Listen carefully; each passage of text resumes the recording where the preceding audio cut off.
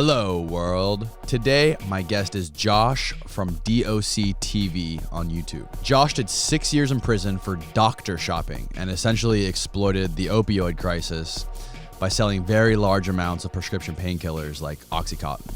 His YouTube channel is all about prison and exposing the corruption in the Florida Department of Corrections. He does a very good job explaining his experience in the system and what needs to be changed not only in the prison system, but also in the legal system. This conversation was gripping from start to finish, truly. Without further ado, please welcome Josh from DocTV.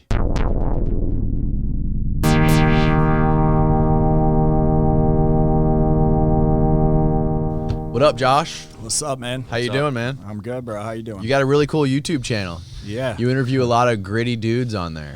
You ain't lying. Yeah. Where do you find these people at? Well, first, before you get into that, tell people out there who don't know who you are, give them like a brief background. All right. On who you are and like how you started your YouTube channel. All right. So my name is Josh. It's DocTV 813 on YouTube, and how I started it was I kind of fell down the wormhole on YouTube about like 2 years ago, and I saw a lot of people talking about prison, violence, the corruption, and everything that goes on. So I kind of just chilled for a little bit, and I watched some more of it, and then I was like, man, I got all these stories plus some. So what really did it was I got hired at a gym to be a personal training manager.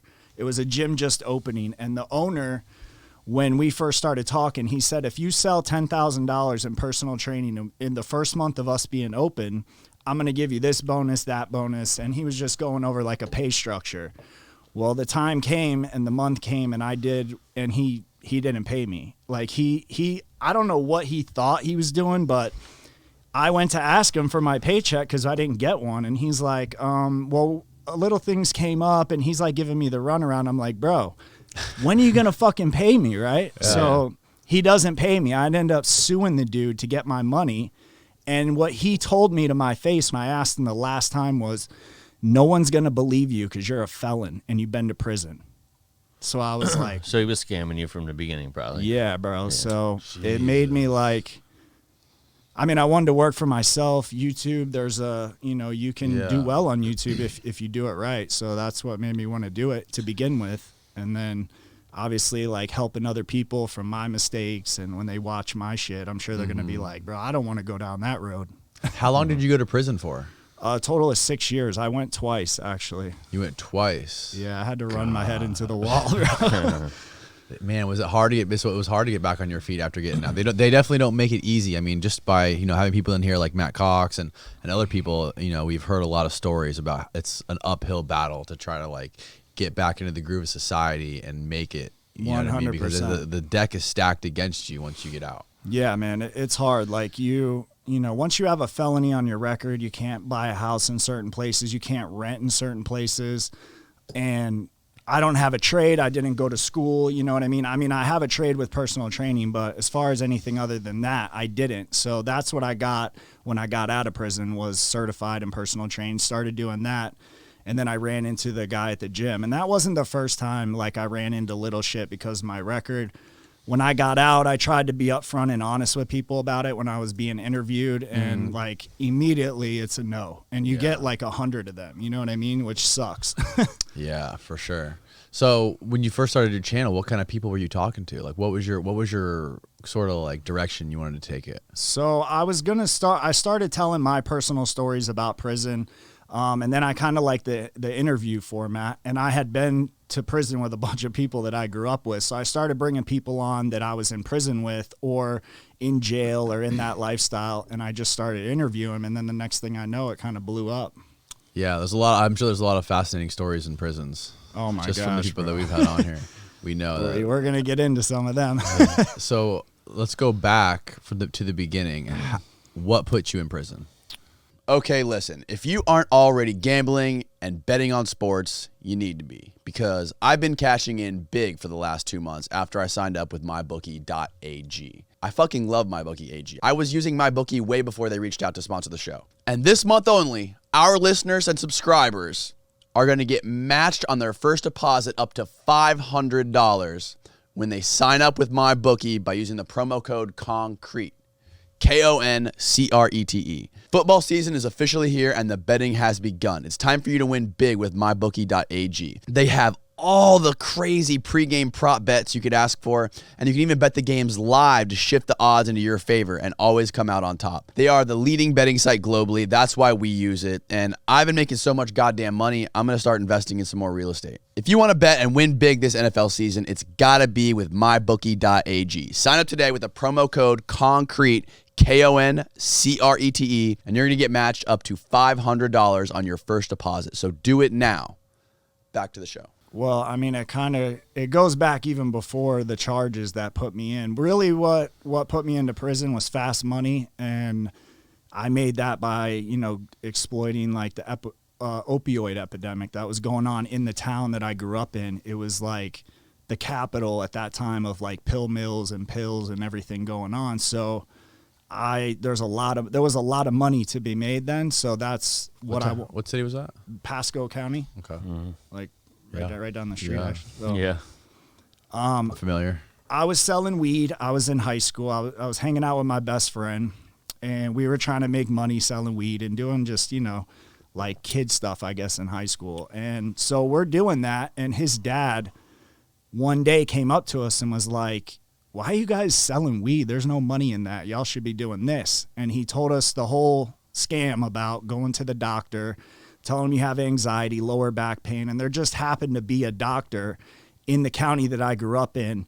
He had an office in Newport Richey and in Hudson, that was part of his scam. So at that time, I didn't have parents, so I was on Medicaid, and I would go to his office and they would, charge my Medicaid on like Monday on the 1st. And then on the 15th, I would go to his other office and do the same thing, which you're not supposed to be able to do that. And he didn't care because my friend's dad hooked it up with this doctor that we would just give him $500 and he would write us 5 scripts of 100 pills of our choice, as long as they weren't like, fentanyl and shit like that. But they were oxycodone is really what we wanted.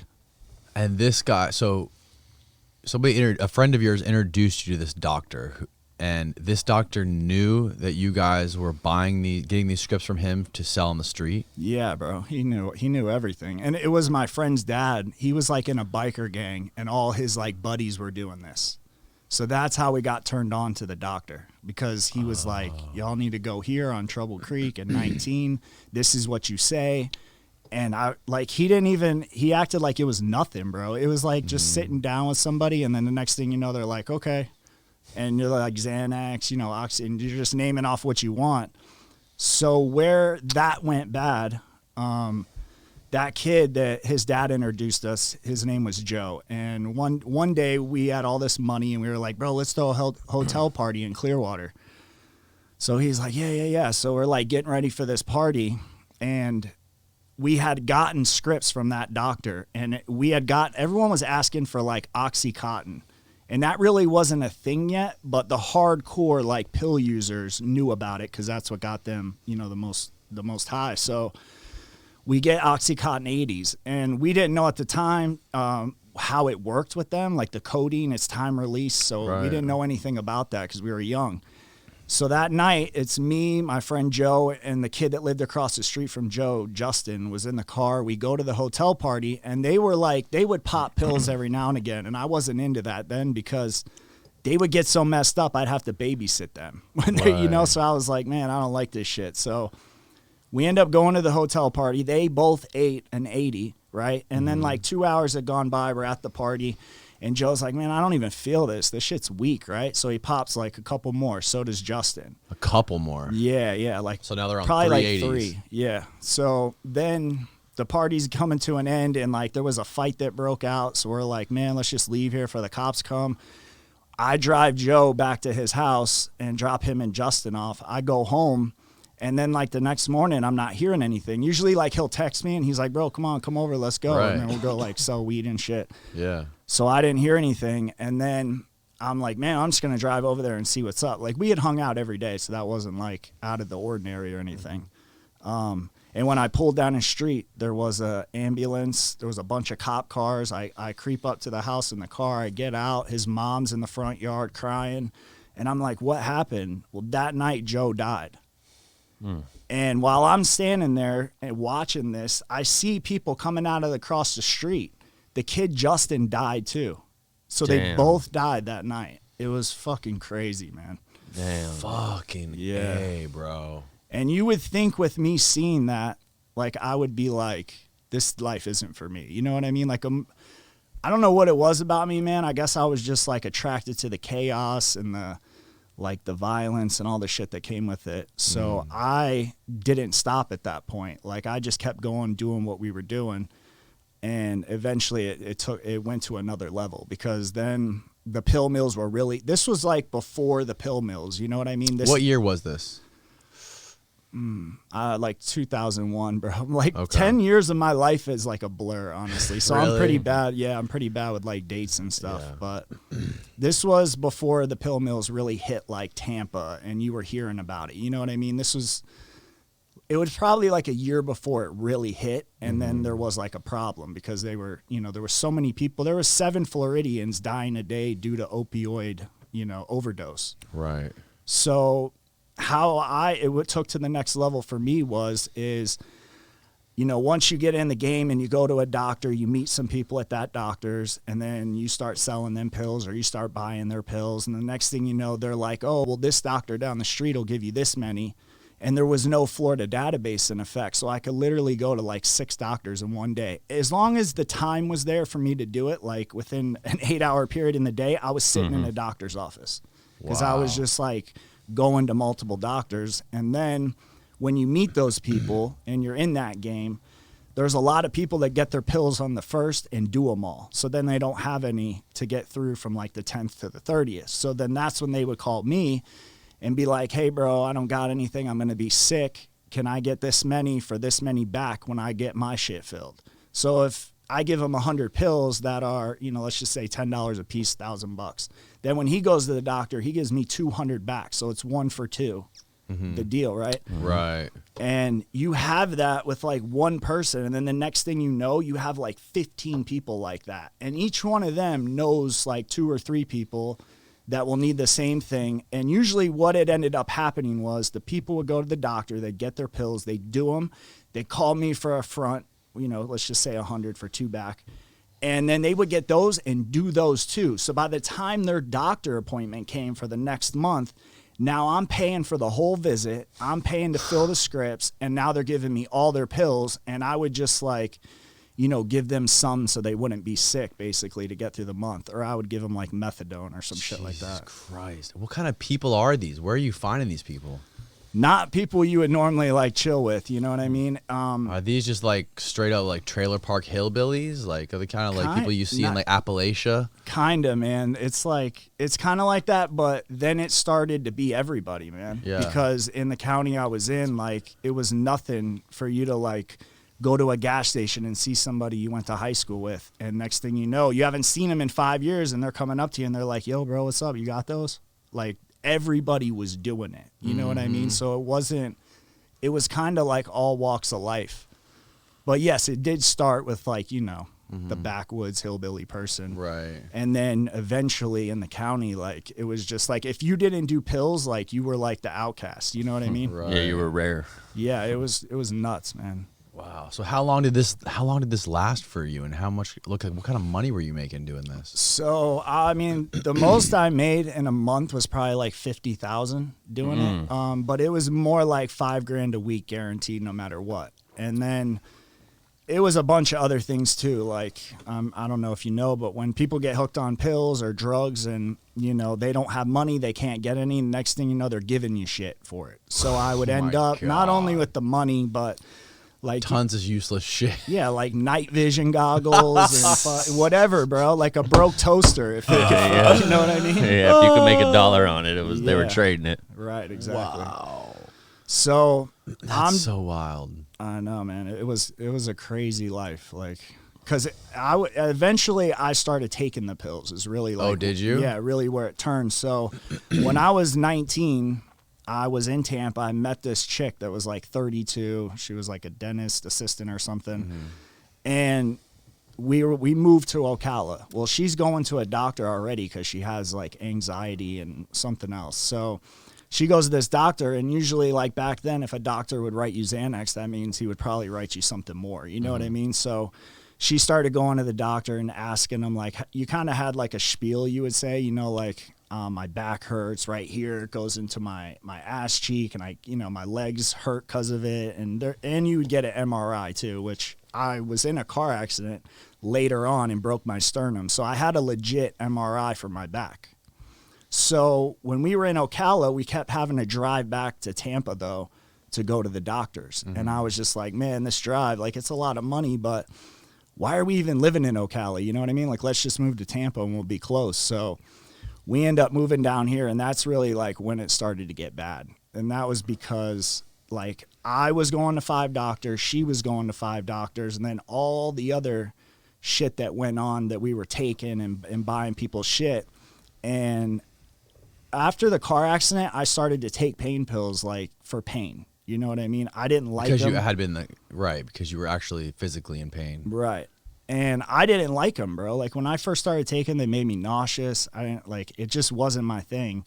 But I was in pain at the same time. And, you know, back then the doctors were giving you whatever. So they had me on shit that I probably shouldn't have been on, that was more for, like, a cancer patient. You know what I mean? Right. So he was just writing me a lot of shit. And the next thing I know, fast forward like 8, 9, 10 months later, like, my habit went from doing the prescription to now doing, like, kind of like what happened to those people that I was selling with. You know what I mean? Like, it just, the tolerance, bro, like, it just, like, went through the roof. So, and I mean, I'm not proud of this, but, like, I was literally, like, taking like 30 to 40 pain pills a day, plus like Xanax and, you know, muscle relaxers and what else. So that's really when it started to get bad. And we had moved into a condo in this, like kind of like apartment complex, but it was like a condo area.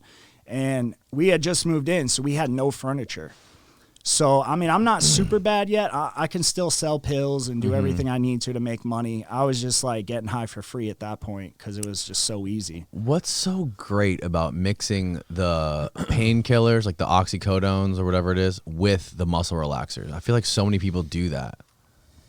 I didn't like it. I like the pain pills and Xanax, but I don't like the muscle relaxers. You didn't like the muscle relaxers? Nah, but it's a popular. It's like a popular thing, right? It was a popular thing. yeah. People that are addicted, they eat a lot of those. A lot of, like, whether they're Vicodins or oxys or whatever they are, they usually mix them with muscle relaxers. Yeah, I know people that have done that. The reason why I don't like muscle relaxers is I was getting arrested one day and I had like 15 somas in my pocket. Somas, that's what they're called, yeah. Yeah. And I knew I was getting arrested. Like, I could feel, you know, the cop was it was just a matter of time before he put the handcuffs on me. And I had these pills that I'm prescribed, but they're out of the bottle. So I'm kind of freaking out in my head, like, here's a possession charge. So I just ate all 15 of them. Oh, man.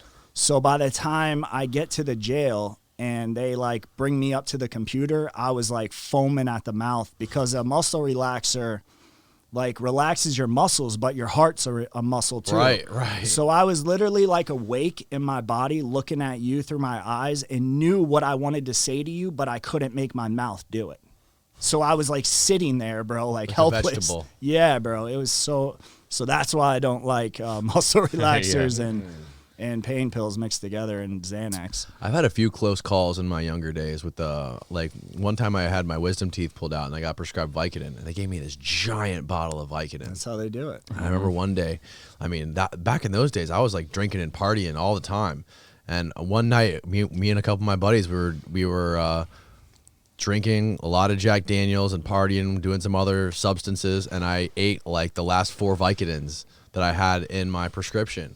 And boy, did that fuck me up. I was paying for that for, like, the next 2 days. I was fucked up bad. Because you didn't have a tolerance. No. So you were high and sick at the same time. Yes, bro. Yeah, I was shitty fucked feeling. up. That is And definitely. that was the last time I ever fucked with anything like that. I mean, it was only because I got prescribed it. I would have never had any desire for that stuff, Right. unless the doctor prescribed it to me. Yeah, that's kind of how it was for me, man. Like, it wasn't like I went out one day and was like, man, let me get some heroin. Because that's basically what the pills are. It's just a synthetic form. And I didn't like it either when I did it, man. And then, like, I don't know, I guess it's because I have that gene in me or whatever. I have, like, an addictive personality. And at that point, like in my life, like things weren't going great. Like they were going great because I could pay my own bills, make money, and do all that stuff. But like internally, like spiritually, it wasn't going great. Like I hated who I was. I hated the life I was living, but I just couldn't see it any other way at that point in my life. It was like, you know, tunnel vision. And so when we moved to Tampa, we were going to the doctors. Well, we had just moved into that condo I was telling you about. And when the day, like after we moved in, I had to go take like 5 people to the doctor. So I go do all that. I get like what they owe me. I get my shit. And I'm on my way home. I get home, and there's this chick that's been hanging out, I guess, with my girlfriend that lives like in the same place as us. And so I had some people coming over. So I was like, yo, you need, like, who is this chick? Like, get her out of here. You know what I mean? Because I didn't want her to see everything that was going on. Right. So she gets the keys and tells me, well, I'm going to go do laundry at the laundromat and grab something to eat with her. I'm going to bring her with me. And I'm like, all right, whatever. So they leave, my friends come over, I do what I have to do. And then like probably an hour later, they come back. And like right when she walked in the door, I could tell something was off. You know what I mean? Like it wasn't, like, you know when something's off with your girl, you know what I mean? So I was like, well, I was asking her, and she was just playing it off like, oh, nothing. And then like 5 minutes later, there's a knock at the door. So I'm like, oh, I'm thinking it's somebody like that needed more stuff or whatever and just forgot it or something. So I answered the door, and when I answered the door, it was a cop, and she's like, is so-and-so here? And like it was a small condo, so he can see her standing behind me in the living room. So when they were out at Chili's, they left and they rear-ended someone at a stoplight and then took off, didn't stay, because I guess she had a suspended license and I didn't know it, but she knew it, and that's why she took off, and someone got her plate. So they were there to arrest her. So they're taking her to jail. I tell the girl, like, hey, you got to go. I got to bond her out. I got to figure out all this. So she leaves. I call the bondsman. They're like, it's just a minor charge. She'll be released at like 6 a.m. So I took a bunch of Xanax and went to sleep. So the next morning, I wake up to get ready to go get her. I go out in my living room, and the girl that I told to leave is on the couch with like pills all over the coffee table, pills on the ground. And the first thing that went off in my head was like, dude, this chick's trying to rob me when I was asleep and took too many pills and passed out or whatever. So I go over to wake her up, and right when I touch her to wake up, she starts going into convulsions and like flopping violently like on my couch. So I'm freaking out, bro. There's so much shit in my apartment. I got weed, a safe full of shit, pills all over now. I don't even know how that happened. So as this is all going on and I'm trying to pick up and put the drugs back in the right bottles, there's a knock at my door. So I'm like, while she's convulsing like yeah, this? like 7 o'clock in the morning, man. So I'm like, I'm tripping. So I'm like, fuck, I go answer the door.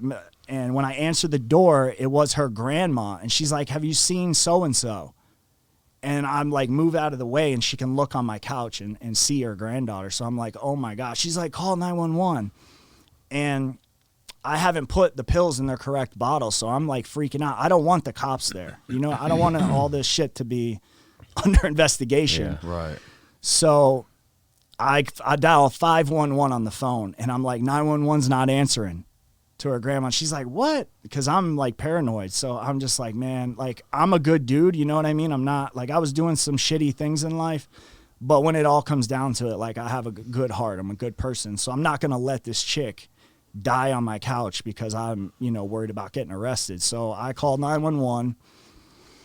They all, like, I would say 10 or 11 cop cars came into the complex, 2 ambulances. She gets taken out in the ambulance. Now the cops are in my house. They're doing their thing. They're picking up every pill that's not in the right container, and they're putting it into bags by the pills. So like Xanax, oxycodone, shit like that. And the detectives are questioning me. They already knew about me too. You know what I'm saying? Like I've already been pulled over by some of these cops and let go, because at that time you could have pills on you as long as they were prescribed to you. So there wasn't really shit legally they could do, but they knew, you know what I mean? They knew what was going on. Hold on one sec. All right. So So they knew what was going on, and they were like, they wanted to get me. And this was just their perfect opportunity to not only be in front of me, but in my house where there's tons of shit going on. Right. So the detectives, like, they're being assholes, telling me I'm screwed, you're going to jail, which I already knew I was going to go to jail. But so as they're like talking all this shit, they're like, that girl just died in the ambulance, you're fucked. And I was like, what? And like, I was like in shock, right? So they arrest me on sales and delivery of alprazolam, trafficking oxycodone, a delivery charge of some other, I think it was a muscle relaxer, I forget. And so the whole time I'm thinking this girl's dead in the ambulance. I go to jail. When I get to the jail, there's like cameras on me, like the news stations were there. And so I knew like this was like serious, man, and I was freaking out. So I go to jail. She's still on life support she didn't die. The cops were saying that thinking I would like have a mental breakdown and tell them everything. Right. But there wasn't really anything to tell them other than what had happened. Right. But they had it in their mind, I think, that they wanted to get me on every little thing. And that's what they did at first. They charged me with like 8 different charges. And I'm in jail. She's on life support. I'm here talking to an attorney telling me if she dies, I'm going to get capital murder and all this crazy shit. So she ends up pulling out. She ends up living. They take her off life support. They question her and everything. I'm sitting in jail. I bond out while all this is going on, and she just disappears. Like she wouldn't show up to depositions. She wouldn't come to court and say she wouldn't say anything, man. So she had moved, and I forget where she moved, but it was far away, and kind of just like detached herself from the whole thing because her family, I guess, didn't want anything to do with it. And so I fought this case back and forth for like a year and a half. They were changing, this is how they would do it. They would give you a trafficking of oxycodone and then let you sit in jail until they could by the statute formally charge you with that and bring you to court. And then right before that would happen, they wouldn't. And then they changed the charge from trafficking to sales. So now they can keep you again if you're in jail and you can't bond out or you don't have a bond on those charges, because they're like giving themselves enough time to build their case, basically. Even if they don't have one, they're going to bluff and, tell you they do. Right. And that's how the system works, man. And it works because they keep people in jail. They don't have the resources to get out. Mm-hmm. And then when they're in there for a while, the first time they come at you with something crazy, like 5 years. Then you sit in for like 3 months. Then they're like, 48 months or 4.5 years or whatever. And they just keep doing that. And they, even if they don't have a case, they don't pull you out and say, hey, our bad. You know what I'm saying? Yeah, right. Like they just, that's what they do, man. And that's what they did to me. And I didn't even want to plead guilty to anything, like the sales charges or anything, because they didn't really have me on a sales charge. You know what I'm saying? They just thought, but that's not enough. But then, after sitting in there for a year, they came in with 5, they came in with like 3.5, and they finally said 28 months, no probation afterwards, you'll be done. Mm-hmm. And I already had like so much time in, so I was like, all right. So I took the 28 months and went to prison in the state of Florida. 28 months, and you were in a state prison. Yeah. I hear state prisons are way worse than the federal prisons. I mean, I haven't. We had a guy here, Jake. We had Jake in here, and Yeah. he was in Florida state prisons for a long time, and this guy was in for close to the same thing you were doing. Except this guy, he robbed a pharmacy and stole a bunch of oxys, and he was in prison for I think total close to 7 years in different places. But he said that state prison, especially in Florida, was the worst experience he ever had. Yeah, it's bad, man. Like violence and just fucking Lord of the Flies type shit. Yeah, the hills have eyes type shit. Yeah. The first time I went to prison, man, I'm not even going to lie, it wasn't that bad for me because when you get to state prison, you go to a reception center, and that's where the state decides how they're going to classify you in the prison system, depending on, your charges and everything. So what everybody wants when they get to prison is to be a permanent at a transit, at the reception center, because you can make a lot of money because you got inmates coming in, right? And if you're a permanent, you already have like, a line for cigarettes and K2 is what they all smoke and whatever. So when the transits come in from jail, a lot of them been sitting in jail for like 8, 9, 10 months, sometimes more. The first thing they want to do when they get to prison is get high or smoke cigarettes or do all the shit they couldn't do in jail that now they can do in prison. Right. So when I got there, I luckily became a permanent at the work camp, which was in Orlando. So, and that's like an hour and a half from where I was living. And my girl was still going at that time. I was going to like, 5 doctors, shooting me money in prison. And then I found out through a guy that worked on outside grounds, they called it. It's like where you take care of the outside of the prison. You go to like some other places too. So he was working out there and his girl lived actually in Pinellas, right? So he was like, bro, we need to do something. And I'm like, what do you mean? He's like, bro, we could be making money in here. This is the fucking lawn guy at the prison? Yeah. So he was in my dorm too. We just happened to like get the same job. And both our girlfriends at that time lived in the same county. So I was like, so he's like, I can show you something. And I'm like, all right, what's up? So we're on lunch one day and we're talking and he's telling me how he's getting pills in through visitation, right? So I'm like, okay. I was like, doesn't your girl live in Pinellas? And he's like, yeah. I was like, my girl will pick her up and bring her Saturday to visit us if your girl shows my girl what she's doing, right? So I could get him in. So they, she picks her up, right? I'm in the visitation, right? And when you go in, you get strip searched before you even go in. Like the girls, when they're coming in, they don't really get strip searched. You just have to like shake your bra and like, I think they take off their pants but leave their underwear on or something like that. So I change out, I go in, I say what's up to her, we go over, we buy some food, we go out on the picnic table, and when I'm sitting on the picnic table, she just slides over in a cellophane, like 10 blues, a couple Xanax, which a blue on the street at that time was like $8, $10. But what is a blue? An oxycodone 30. Oxycodone 30 is a blue. Yeah. Okay. That's what they call blue boys. Oh, yeah.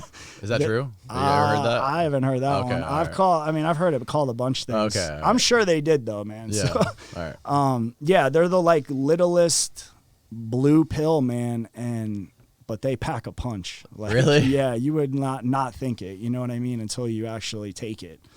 So what are those worth in prison? I was getting $85 for them. But that was low, man. Like I could have probably gotten more.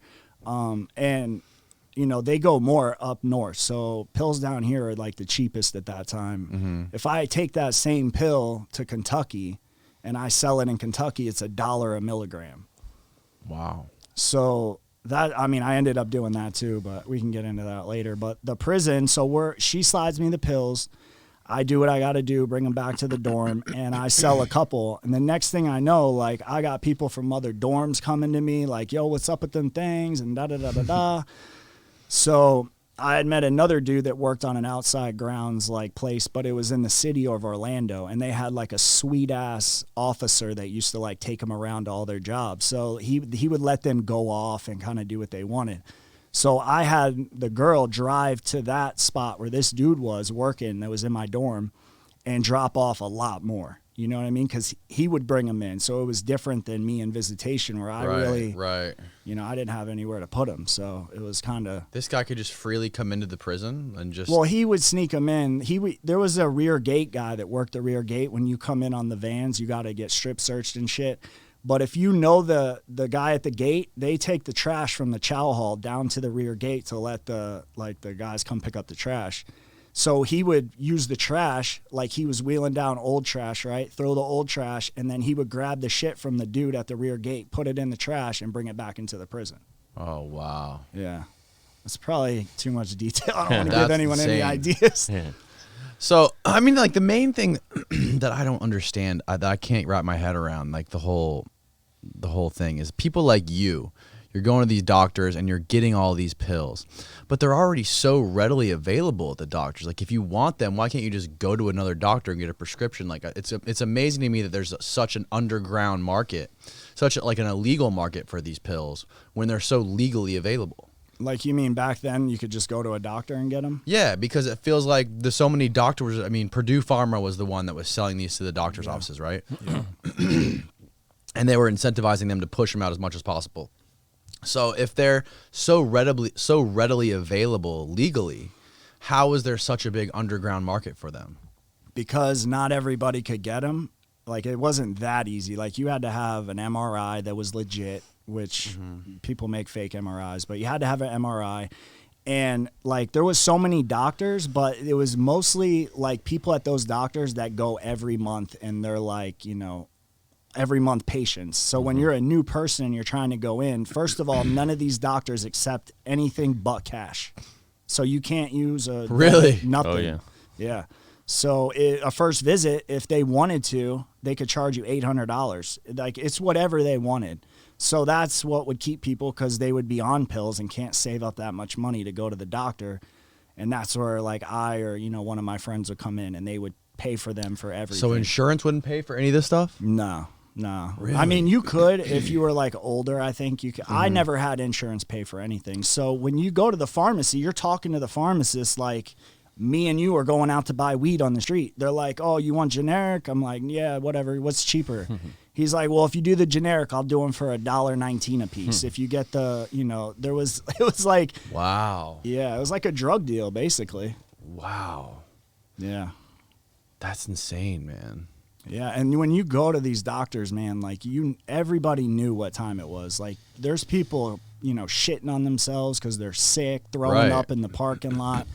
And there was at a point where I'm telling you about the Kentucky thing, is that I met a lady who had a son that lived in Kentucky. So I started taking the pills up there to sell them for $1 a milligram. And Well, now how much of a increase was that in your profit? Was that like doubling your money, or was it? Yeah. No, it was like tripling it, really. It. Yeah. Well, depending, because if I buy, like, you know, let's say I buy... Also, will you turn the air down? It's fucking hot.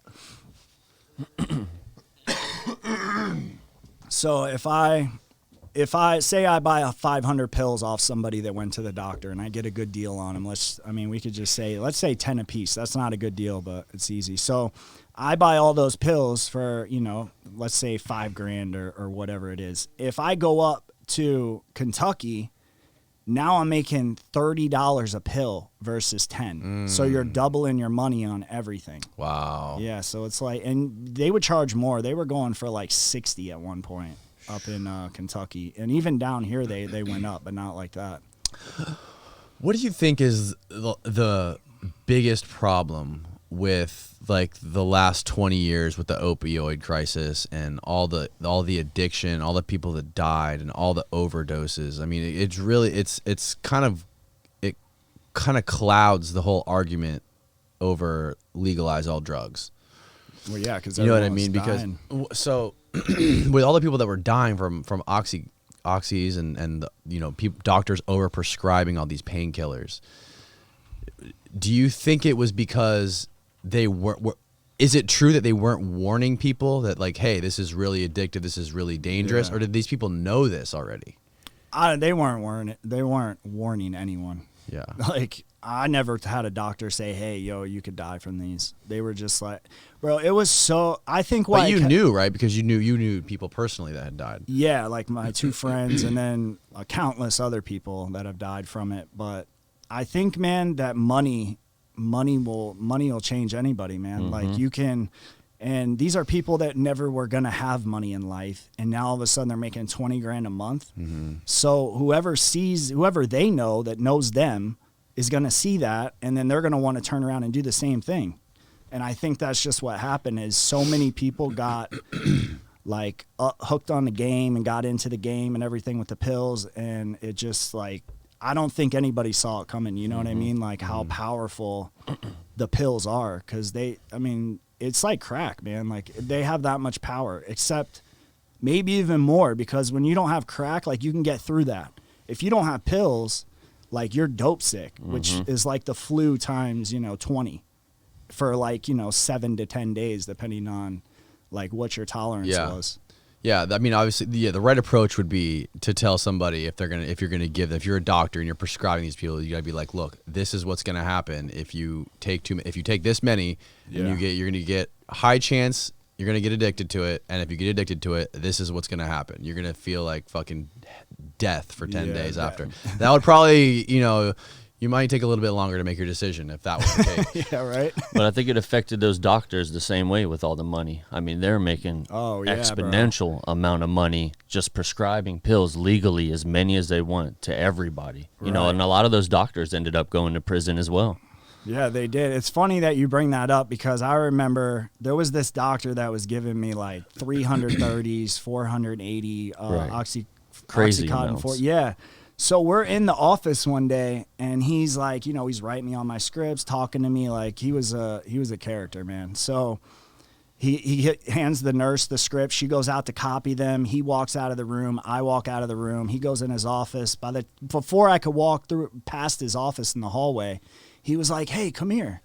So I'm like, all right. So I go in this dude's office. He has like 3 monitors set up on his desk. And this was before that was a thing. You know what I mean? Just because he was making so much money. Yeah, they're balling. Yeah, crazy. He's doing stocks on one monitor and he's fucking... Even better, bro. I go in the office and he's like, yo, check this out. And he moves the mouse to, you know, make the screens pop. And there's 3 screens filled with mail order brides from 3 different countries. And he's like, what do you think of this one? She's fine, huh? I'm like, what? Nice. So the guy's ordering brides. He's got an MRI machine in the parking lot in a van. So that way when people come to him and they don't have their MRI, he sends them downstairs. They go into this van. A guy will take an MRI off a 60-year-old that has, you know, back, hip problems and copy it on to the 20-year-old that just went out in the van. And then he turns around, goes back up and sees the doctor and gets the pills. Wow. And then the doctor refers you to his friend, who's the pharmacist. Exactly. Where Or you fill they're your in-house, prescription. yeah. Right. Or they'll literally have their own pharmacy at the doctor. So, And he probably has a Ferrari parked out back. Oh, yeah. like, yeah, bro. I mean, they were busting doctors with, like, yachts and fucking money over shores and shit. They were, I mean, if you think about it, if us 3 went to the doctor, right, it's $100 a visit after you pay for the initial visit.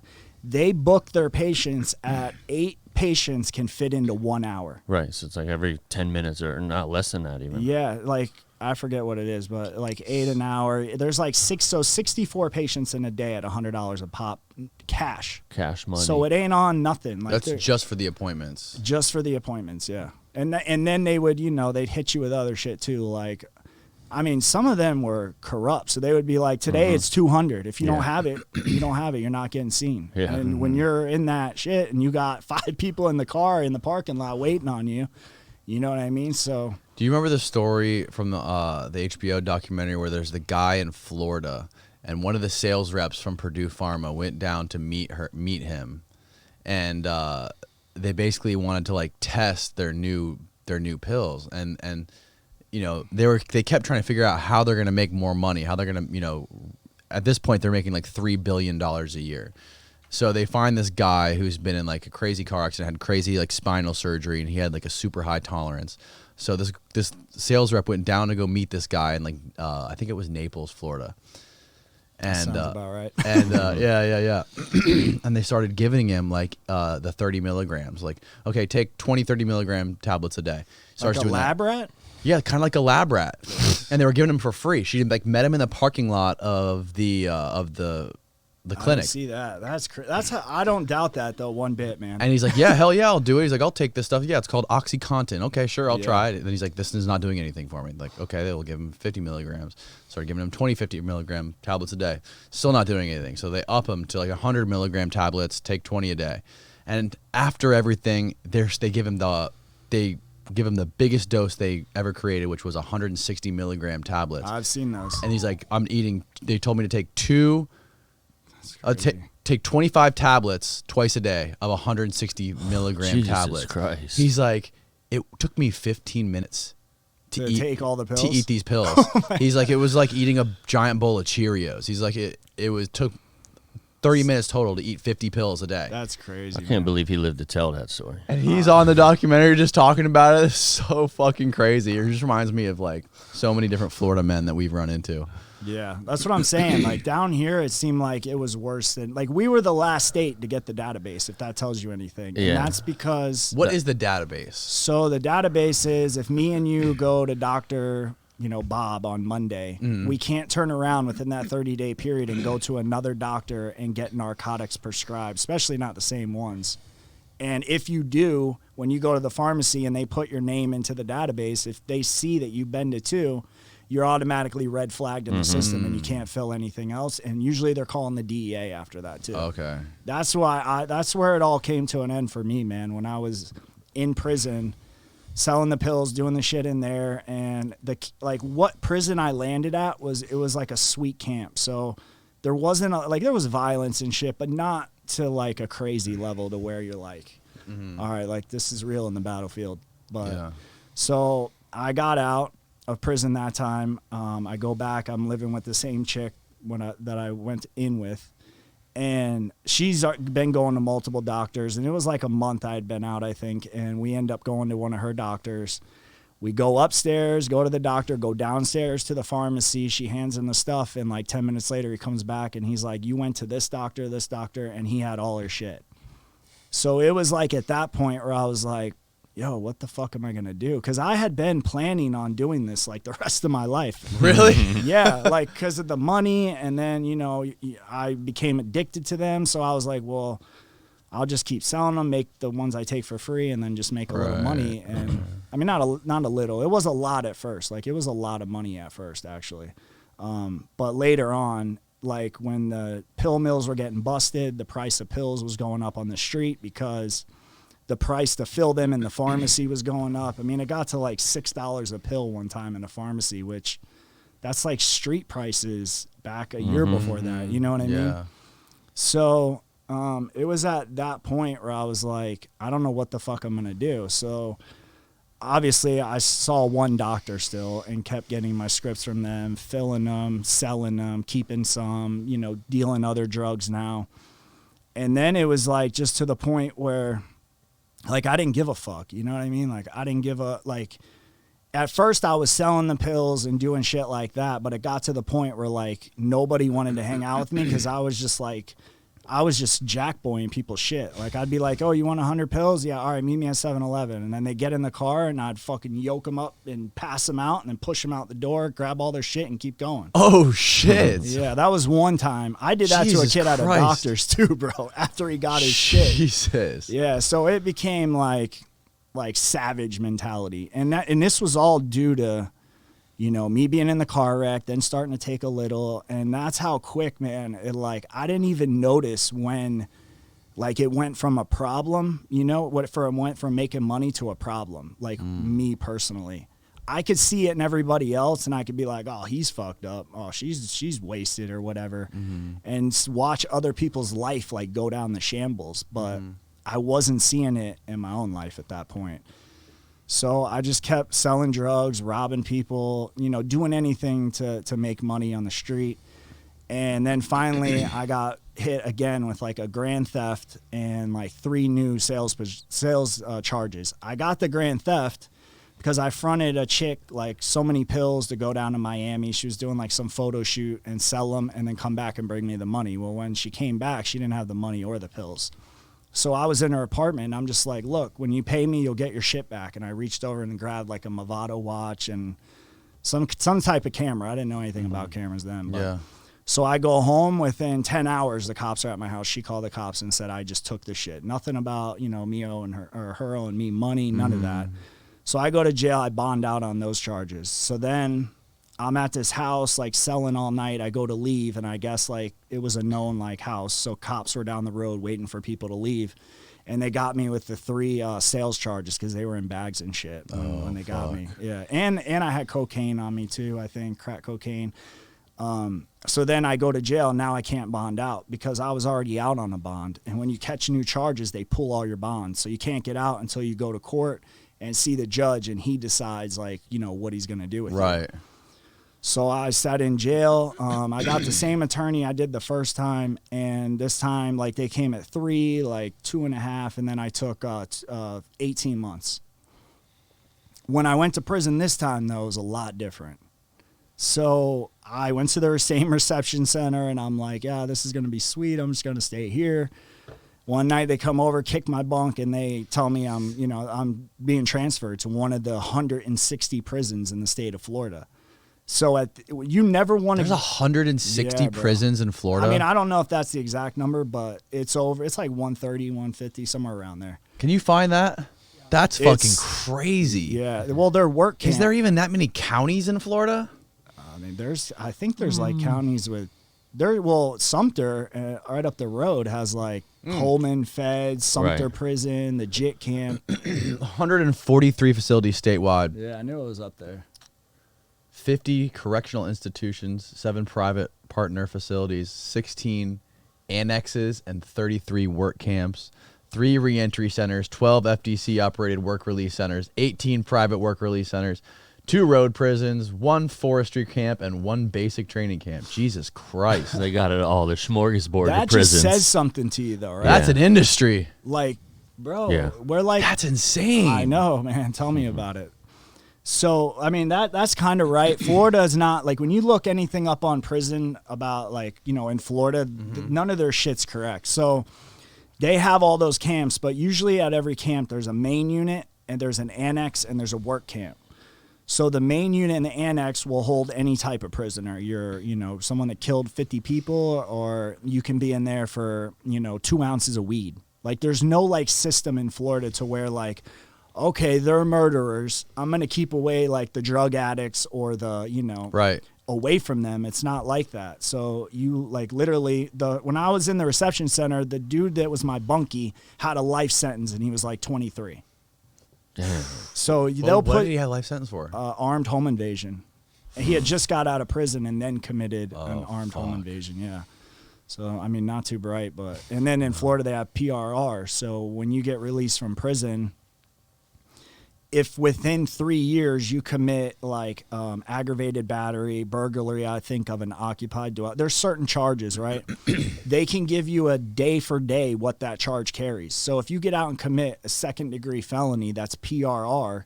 Now a 2nd degree felony usually carries 10 years in prison, 10 to 15, I think. So now you're getting that with no game time, nothing. And there's no way around it because it's a law. Damn, bro. What is this? That's the PRR in Florida. Yeah, so 2nd degree is 15. You get 5 for a 3rd. That's insane, man. And there's a lot of people in prison, bro, that are doing like 30 years because of that law right there. And it was like, you know. Were most of the people that you met in there for drugs? I would say 90% of the people. 90%? Yeah, are in there because they were doing drugs, selling drugs, or, you know, were caught up in some type Mostly pills? I mean, yeah, pills were big, I think, more at that time in like the white trash, the, you know, white suburban. That was really where the pills like really started to like, you know, destroy that community. And then I think over time they, you know, in the ghetto started getting them because back then, you know, you didn't go to the ghetto to buy pills or the hood or whatever you want to call it. Right. You know, you would go to fucking Matt's house in Innersbrook, and his dad would have a script, and that's how it kind of went for a while. And then the next thing you know, like, it just was everywhere, man. Like, there was, like... Yeah, man, it was crazy. Like, watching that documentary and seeing all the fucked up people, like, all, like, the picture of those 2 people, the parents in their car, like, slumped over, passed out. Yeah, I saw that. And the kid is awake in the car seat in the back. Like, that's Jesus sad, fucking Christ. I'm like, this isn't a very good argument for legalize all drugs. No. I was like, whoa, how the fuck does this work? Right, like, but those were legal drugs. That's what I'm saying. Yeah. They were That's perfectly the thing. legal That's drugs. the fucked up part. And that's what they were doing. Right. You know what I mean? Usually it's when they make drugs illegal and there's a whole underground, you know, illegal fucking market for them with cartels and whatever it is. That's usually how the bad shit happens. And this is completely legal. These are doctors that are giving people all these drugs, and this is what's happening. Yeah, all for money, man. You saw it was all about money, yeah. Purdue was like literally lying. Like they weren't even telling the truth. Yeah. Like they were passing like, you know, they'd have to go get this drug tested. They're paying off the dude testing them, and we don't know the long-term effects. And now you see it. You know what I mean? Yeah. Now we're, you know, 10, 15 years later, and usually somebody you know is either an addict or they know an addict. And it's just they're everywhere, man. One of the crazy things about that whole Purdue thing was in 2007, I think was when they had to pay their first settlement. And it was like $30 million bucks, I think they had to pay. It's nothing. And they were making like Peanuts. $3 billion a year. They had like their record year right after that. And that's crazy. That's when that happened, that sparked all those other companies to start up and start doing the same thing. Right, because you they're could like, afford that they're fine. like, holy shit, they just got away with this. Yeah, we're gonna go do the same thing. Are you kidding me? I'll pay $30 million for every billion. Yeah, right. No problem. That's more than selling the pills. I mean, you're the connect at that point, right? So you make the prices. At Purdue, man, there was a time when they were like getting under investigation, and they were starting to get like, maybe it was around the 2007. I can't really remember. But you could literally like your doctor would mail your scripts, and then they would send you the pills in the mail, and they were like not generic. They were the real ones, so you can make more money. And they would just like show up in your mailbox. Like it was literally like Amazon, but with pills. You know what I mean? My God, dude. Yeah, dude, it was nuts. And that, like what he was saying, man, they're legal. So I was getting pulled over, fucked up, driving, had pills all on me. Passengers had pills. The cops knew what was going on, but they just couldn't do anything. Can't do nothing. You had a prescription. Right. It's got your name on it. And then they started to like get hip to that. They started to see that. So then you would get pulled over, and they were able to count your pills. So if you got them on Monday, there should be this many in here. And that's kind of what they went to. But with the town I was in, man, the sheriff, the whole like police department, the mayor of the town that I grew up in is sitting in prison right now because he was selling crack and doing meth and heroin and all this shit. And the cops raided his house, and he fired off a gun. So now he's in prison. That was the mayor of the town I grew up in. So if that, Well, who was he? I forget his. I did an episode. on Ocala? No, Newport Richie. Oh, Newport Richie. Okay. Yeah, okay. he was all on the news and shit. But he's like, he was a drug addict. He was selling drugs, and he was doing prostitutes. Jesus Christ. Yeah, it's crazy. This story. dude was a real Florida mayor. Hey, we should look that exactly. We should look that guy up. That's insane. I forget his name. I'll figure it out by the time we're done. But yeah, I mean, they were getting away with it. I mean, the government let them. They gave them the green light to do it by making them get away with a $30 million settlement. Yeah, well, you got to think, man, that those companies like Purdue and, you know, whatever, I forget all the other ones, but they're paying for politicians' campaigns. Right, they're backing campaigns with tens and hundreds of millions of dollars. Yeah, that's why Rick Scott was he was the governor or something? Yeah, he was the governor, yeah. And he wouldn't pass the database. Yeah. Because he's probably got someone on the phone with him back in the back saying, if you pass this shit, you're done. Because there's billions, bro. I mean, there's money and on there's the line. no makes no sense to not have that database in Florida when they got it everywhere else. When like why would you, hey, we don't want that here. Exactly. But bro. why? So I think the company he was partnered into paid out like the biggest pharmaceutical settlement of all time. Purdue paid out the biggest, right? They just paid billion. What happened to Purdue? What was I don't even know what the maybe latest. he was part of Purdue. They shut Purdue down. I know They that shut it down, because right? This was recently. Yeah, it was because of deaths, I think. It wasn't because like there was a medical thing. It was because people were dying. Like there were, like I was saying, like 8 Floridians. I mean, you could probably look it up, but 8 Floridians a day were dying due to overdose of opiates. And then I wonder what happened to the guys who own Purdue. The 2 guys. What was their last name? Their names are on like the most prestigious museums in New York. Yeah, like that's what got me, bro. Imagine how many bodies those dude have from like selling those pills and killing people. Like, yeah. And then they have a fucking monument. Oh yeah, they've fucking donated money to these museums, and they have their names inscribed in some of the most like infamous museums around the country. Well, that just shows you where our country's at. You know what I mean? Like rewarded. I wonder where those guys are now. I don't know, but they're probably on a fucking island somewhere with a boatload of money. Like, you know, they like they're hanging out with the CEO at Enron. Yeah, they probably had so many people like Epstein did that they could just like freaking, you know, oh, you didn't know about this? Like, so they probably they got so much dirt on people. Yeah. And again, addition with that is the FDA. The people that worked for the FDA ended up a year later working for them. They had people that were FDA employees that they hired to work for Purdue. Oh yeah, to approve their shit, right? To approve shit, yeah. I saw that. That's that's crazy, man. So I just saw something recently too. I forget where I saw it somewhere on Twitter. I think I might have saved a screenshot of it somewhere. But it was saying that currently 75% of the FDA's review budget is paid for by like Pfizer and Johnson & Johnson. Right. That's kind of creepy, dude. Like, that's insane. Yeah, bro, that is definitely insane. I gotta find it. That's 75? Yeah, I think that was it. Let me find it right now.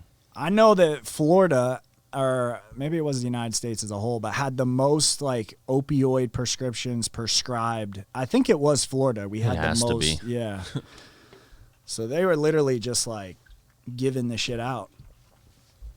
Yeah, bro, it's fucking insane. That's what Purdue did, man. It said, we're not going to tell you about it. We're just going to give you this pill. And it literally would make your pain go away and you would feel good, but not knowing the whole time, like, right, you're going to get sink addicted. your claws into them. Here it is. Biopharmaceutical industry. The whole biopharmaceutical industry provides 75% of the FDA's drug review budget. That's posted in Forbes by John LaMattina. That's corruption right there, bro. Right. It doesn't get much like noticeable than that. But YouTube, today or yesterday, they announced that they used to like suppress videos that talked about like misinformation, like about the vaccine. If you talk about the vaccine or talk about like any kind of bad side effects, now they'll delete the videos. They used to shadow ban it. Now, as of today, they said they're going to start deleting all those videos. Yeah, if you talk about like COVID or certain topics. Yeah. So this video will probably be deleted by next week. Damn. Don't talk bad about the FDA. Yeah, I know, right? So yeah, man, it just like it got bad for a minute, you know what I mean? And I ended up getting sentenced to prison again. And like I was saying, like I ended up going when I was in the chow hall at the reception center.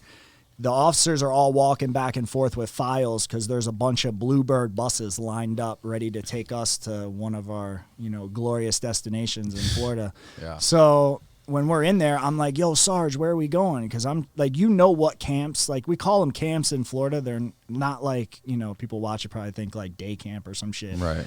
But these are violent places. They're just happen to be called camps. So, you hear about when you're in the reception, when you're in jail, because people will be coming back from prison, or you'll just hear it like on the wire, like, oh, this prison's sweet. You can do this and this. So there's always like 3 prisons that are sweet in the state of Florida. So when everybody's waiting to go there, they're always like, man, I hope I'm going here. I hope I'm going there. So we're in the chow hall, and I'm like, yo, Sarge, where are we going? And we're all sitting down at the table. He's like, you don't want to know where you're going. I was like, bro, like, where am I going? Like, what? I don't understand. What do you mean? He's like, you're going to the Gulf. Which is like the Gulf. Yeah, they call it the Gulf. It's Gulf Correctional. It's a violent camp, man. So I didn't know like how bad it was when he said that. I figured, oh, he's just trying to like boo me up and scare me and shit. So we drive like 8. I forget how long it took, but we get to the prison up in the Panhandle, like close to Georgia, Alabama area, and we get off the bus. Like 4 or 5 redneck hillbilly, fat, obese, the women look like dudes, you could put 3 teeth, between the 5 of them to make a, and they come over and they were all standing in a line and they say, welcome to Weewahitchka, Florida, and we gon' hit you. And then they just like started screaming in our face, like, get your shit, get to the fucking, like, it's like a boot camp. They run Florida like a military kind of in prison. So they're all with in your face, like, oh, you want to eye fuck me, motherfucker? Like right in your face looking at you. And that's really like, well, first when they said that, I was like, yo, where the fuck am I at? I felt like I was in. What did he say? What did he say it was? What was the town called? Weewahitchka? Yeah, the prison's in a town called Weewahitchka. Weewahitchka. Yeah. Okay. So he said, welcome to Weewahitchka, and we gon' hit you. Meaning like we're gonna beat your ass like whenever we get the chance, and they weren't lying about that. They should put that on the sign when you drive through. For real, right? Well, there was supposedly like all these like rumors, like the KKK. A lot of the officers were KKK. Oh, I'm members. sure they are. Yeah, and that's like pretty known in Florida. Yeah, because there was actually dudes that got busted, 2 guards that were announced like they were KKK members. Really, and you see, like you don't feel it, man. Like for me to tell you, like you could hear a mouse piss on cotton. That's how like high your nerves were when you were in there, like, because you just didn't know like what was going to happen. Like when I called home for the first time, I only have my grandparents. I don't have any other family. And well, she passed away, but she's alive at this time. And I call because I just got to the camp I know I'm going to be at. I know I'm going to be here. So I'm like, all right, let me order my winter clothes, like my packages and everything. So they're trying to figure out how to do the packages. And I'm like, I'm at Gulf Correctional. So she's doing the stuff online. I call back like probably an hour later and she's like, are you going to be okay? And I'm like, what are you I just Googled it. Yeah, I just Googled it. And there's 75% murderers and, you know, like Florida puts everybody together. People think it's like California. In Florida, you can be in the cell with the chomo, meaning, you know what I mean? Child molester. Yeah. So, I mean, obviously, if you're a stand-up dude, you're going to, you know, you're not going to sleep in the same cell. You're going to either smack them or something's going to happen. But what I'm getting at is Florida is like a cesspool, man. They literally just put everybody with everybody. So you have, you know, Aryan Brotherhood, Unforgiven, Crips, GDs, Bloods, all in the same like dorm with 120 people. So I mean, they literally like don't care, first off, or they wouldn't do that. And you don't have to really worry. So I didn't really have to worry so much about the inmates after I'd been there for a little while. It was the guards that like you really had to like worry about. And I didn't find how serious that was until I went to confinement. And I was only at Gulf for like, I think 3 weeks before I ended up in confinement. So when I got there, they put me in M dorm. M dorm has a 1 and a 2. So you can go in one side, or like an A and a B, right? And they have like, I forget, 100 inmates, I think, in each one. So I get put into M2. I'm in there and they move this dude in, right? As he comes in, there's 3 officers with him. So I don't know any of this at this time. But apparently this dude had been at the main unit. Remember how I said there was like an annex and a main unit? Well, he was at the main. I was at the annex. Now they're bringing him over to the annex because he got into a relationship with one of the female officers, right? And she, I guess, was like obsessed with him or she fell hard for him. You know what I mean? But the dude was a booty bandit. What is that? So in prison, you have dudes that are labeled like booty bandits. And that's literally from the time they wake up to the time they go to sleep, they're hunting ass, like who they're gonna fuck, bro. Like they're looking for people they can finesse, meaning like I mean, I don't know how they do it, but I know how other people get finessed. And that would be like, you know, I come into a dorm, he would come up to me and be like, hey bro, my cousin knew your cousin on the street and he robbed him. And now dude's gonna have his whole gang beat your ass. So then he would turn around, but at the same time and be like, listen, man, you know, I'm going to take care of it, but, you know, I'm going to need something for that. And then that turns into 2 suits. And then a month later, he's getting his whole fucking order, and the kid just doesn't even know because he just wants to stay alive. Oh, my fucking God. So this guy, he gets brought into the dorm by all the officers. They bring him up to the officer station. This is my luck, right? I'm in the corner bunk on the wall. It's an open bay dorm with bunk beds on the outer and then single bunks in the middle. So I'm on the wall back. Oh, shit. I'm on the wall back to the... Camera good? I didn't mean to do that. No, you're good, man. It's all right. Which one did you hit? I think I just went like that. I don't think you touched it. It should be good. No, we're good. We're good. Okay. Yeah. So he gets into the dorm. I'm sleeping in the corner bunk, right? Yeah. They move him in the bunk next to me, like on the other side in the other aisle. So he comes in, he goes to the officer, they assign him the bunk. I can already tell, like, I'm pretty good at like reading people to see if, like, you know, I can pretty much tell if I'm going to like you or not. I mean, I think everyone's kind of like that. But in there, that sense on me was like turned up really high because you don't want to open the door to people, like, you know, because then once that door is open, it's hard to close it. Hence the kid that, you know, started with a soup and now he's given his whole order. Right. Because a lot of people in there don't get money. So they're going to, I mean, I'll get into that later. But okay. So this guy, I looked at him and I instantly knew, like, I'm not going to like this dude. Just the way, like, his mannerisms were. He was really, like, loud and disrespectful. And I don't like that. Like, I don't like big mouths. You know what I mean? Yeah. So they move him next to my bunk. You know, I go about my day. I'm in the day room. I think I was working out or doing something. And I came back around the corner and the officers were there. This dude had left the dorm, I think, to go like to classification or something. You get a box in prison. They call it a foot locker. It sits on the ground where you put all your personal property in it. And as I'm turning the corner, they got this dude's box and dumped all his legal paperwork. I mean, the dude had been down for like 15 years. So he's accumulated a lot of shit when he's been in there. Excuse me. So when I come around the corner, they're dumping all this shit in the fucking dorm, and they just whip out and start pissing all over his shit in the middle of the dorm. Like 3 officers. So I was like, oh man, this is bad. He just moved in next to me. All the officers don't like him. So I know like my little area where I'm living is going to be hot because they're always going to be over there fucking with that dude. So when he got in the relationship with the woman officer at the main unit, she caught feelings, I guess. What was this dude? What did he look like?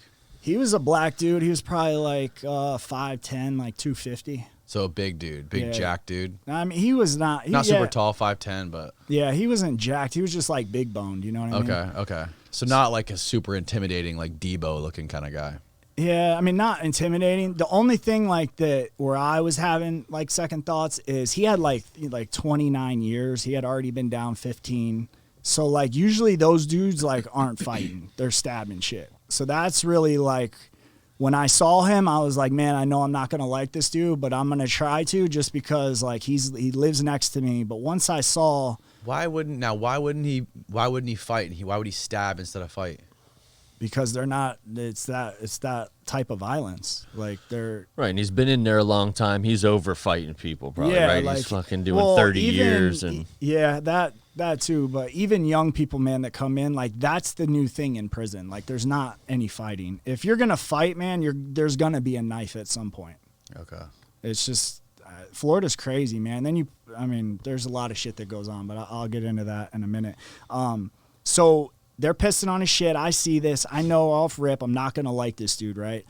So time went on, and they moved, like, there's a difference between a gay guy and a booty bandit, right? Okay.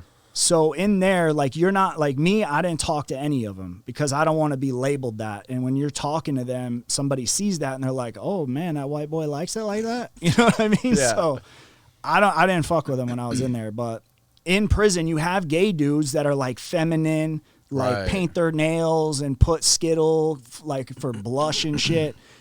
They moved one of those into the dorm. And when they do that, man, like you'll be in a dorm and like we'll all be hanging out, playing poker, playing cards, and everyone will be like, oh, all convict shit. But then when one of those dudes get moved into the dorm, all of a sudden that tough guy gangster tatted up is like over on the dude's bunk sitting down, having long talks with him. And there's literally like 5 dudes that are trying to do this because they're trying to get her. They call it a her in there. Right. And you watch this go on. Well, my bunkie, the booty bandit, you already know, like he's already on that. So he's loving this. So he's now on the bunk trying to get with the punk. And they would wake up on Saturday morning. This is kind of where it started with me fighting that dude. So he was bringing his friends over to his bunk, and they were all chilling, talking about, they would be like, he ain't going to get her, I'm going to get her. And they would like talk about like how they're going to finesse the gay dude to give it up, right? So on Saturday, they would all wake up, like 4 or 5 of them, and they would, on Saturdays, they give you coffee cake in prison, right? Mm-hmm. So they would all go to the chow hall to get the coffee cake, not eat it, bring it back, and see who could get it to the punk first, because then they would think like they won something. It was like on that type of level, like Predator type shit. Oh my God. So they're doing this. I'm watching all his friends talk about it. And like when you're on your bunk and like you're trying to just like escape from everybody. And now I got like the gay boy gangsters over here, like talking about how they're going to, get this punk. Oh my God, dude. That's really like where I was like, this is going to happen, because he was already disrespecting me from having that shit going on where I'm trying to sleep, and the fact of just how he is. So it was like, but what did do it was we were in master roster count. They come in and you have to sit up on your bunk and read off your DC number as they walk through the dorm, every inmates, and they're counting. So when they get done counting the dorm, they'll say relax, and you can lay back on your bunk and kind of hang out for like 10 minutes until the Tallahassee will clear count, right? So then we can all get up and do everything. So there was this lady that worked the dorm, and like in there's gunners. I don't know if your audience or you knows what that is. So a gunner is if they move a female officer into the officer station and she's in there and she works a night shift, the lights in prison are out when I was in at, I think 10 or 11. I forget the exact. Oh no, is this when the guys like they wait for the women to walk by and they start jacking off? Yeah, bro. Oh my god. Yeah, or like they do it any which way. Like you literally will get up at 10 or 11 when the lights are out, and you'll go to the water fountain in the day room, and dude is literally, the water fountain's like right here and the officer station's like right here. So he's just standing there with his shit out, jacking his dick to her, and she's just sitting there watching it and likes it. That, like, some of them like it. It's freaking crazy. But a lot of them don't, and that's where you get that. You can get charged and shit for that. You go to confinement and all that shit, and they torture you. So this dude, right? He has all these like punks going on over near my bunk, and finally we're in master roster that night, and this officer they all like to gun down when she was working. So instead of waiting until we clear count, I had rolled over to face the wall to take a nap, right? Like during the 10-minute, like a little cat nap. So I hear like commotion, like laughing and all this shit going on. So I roll back over, and this dude's literally on the bunk, butt ass naked, jacking his dick while we're all sitting in master roster. He's gunning the lady through the window of the officer station. Like, she's not even looking at him.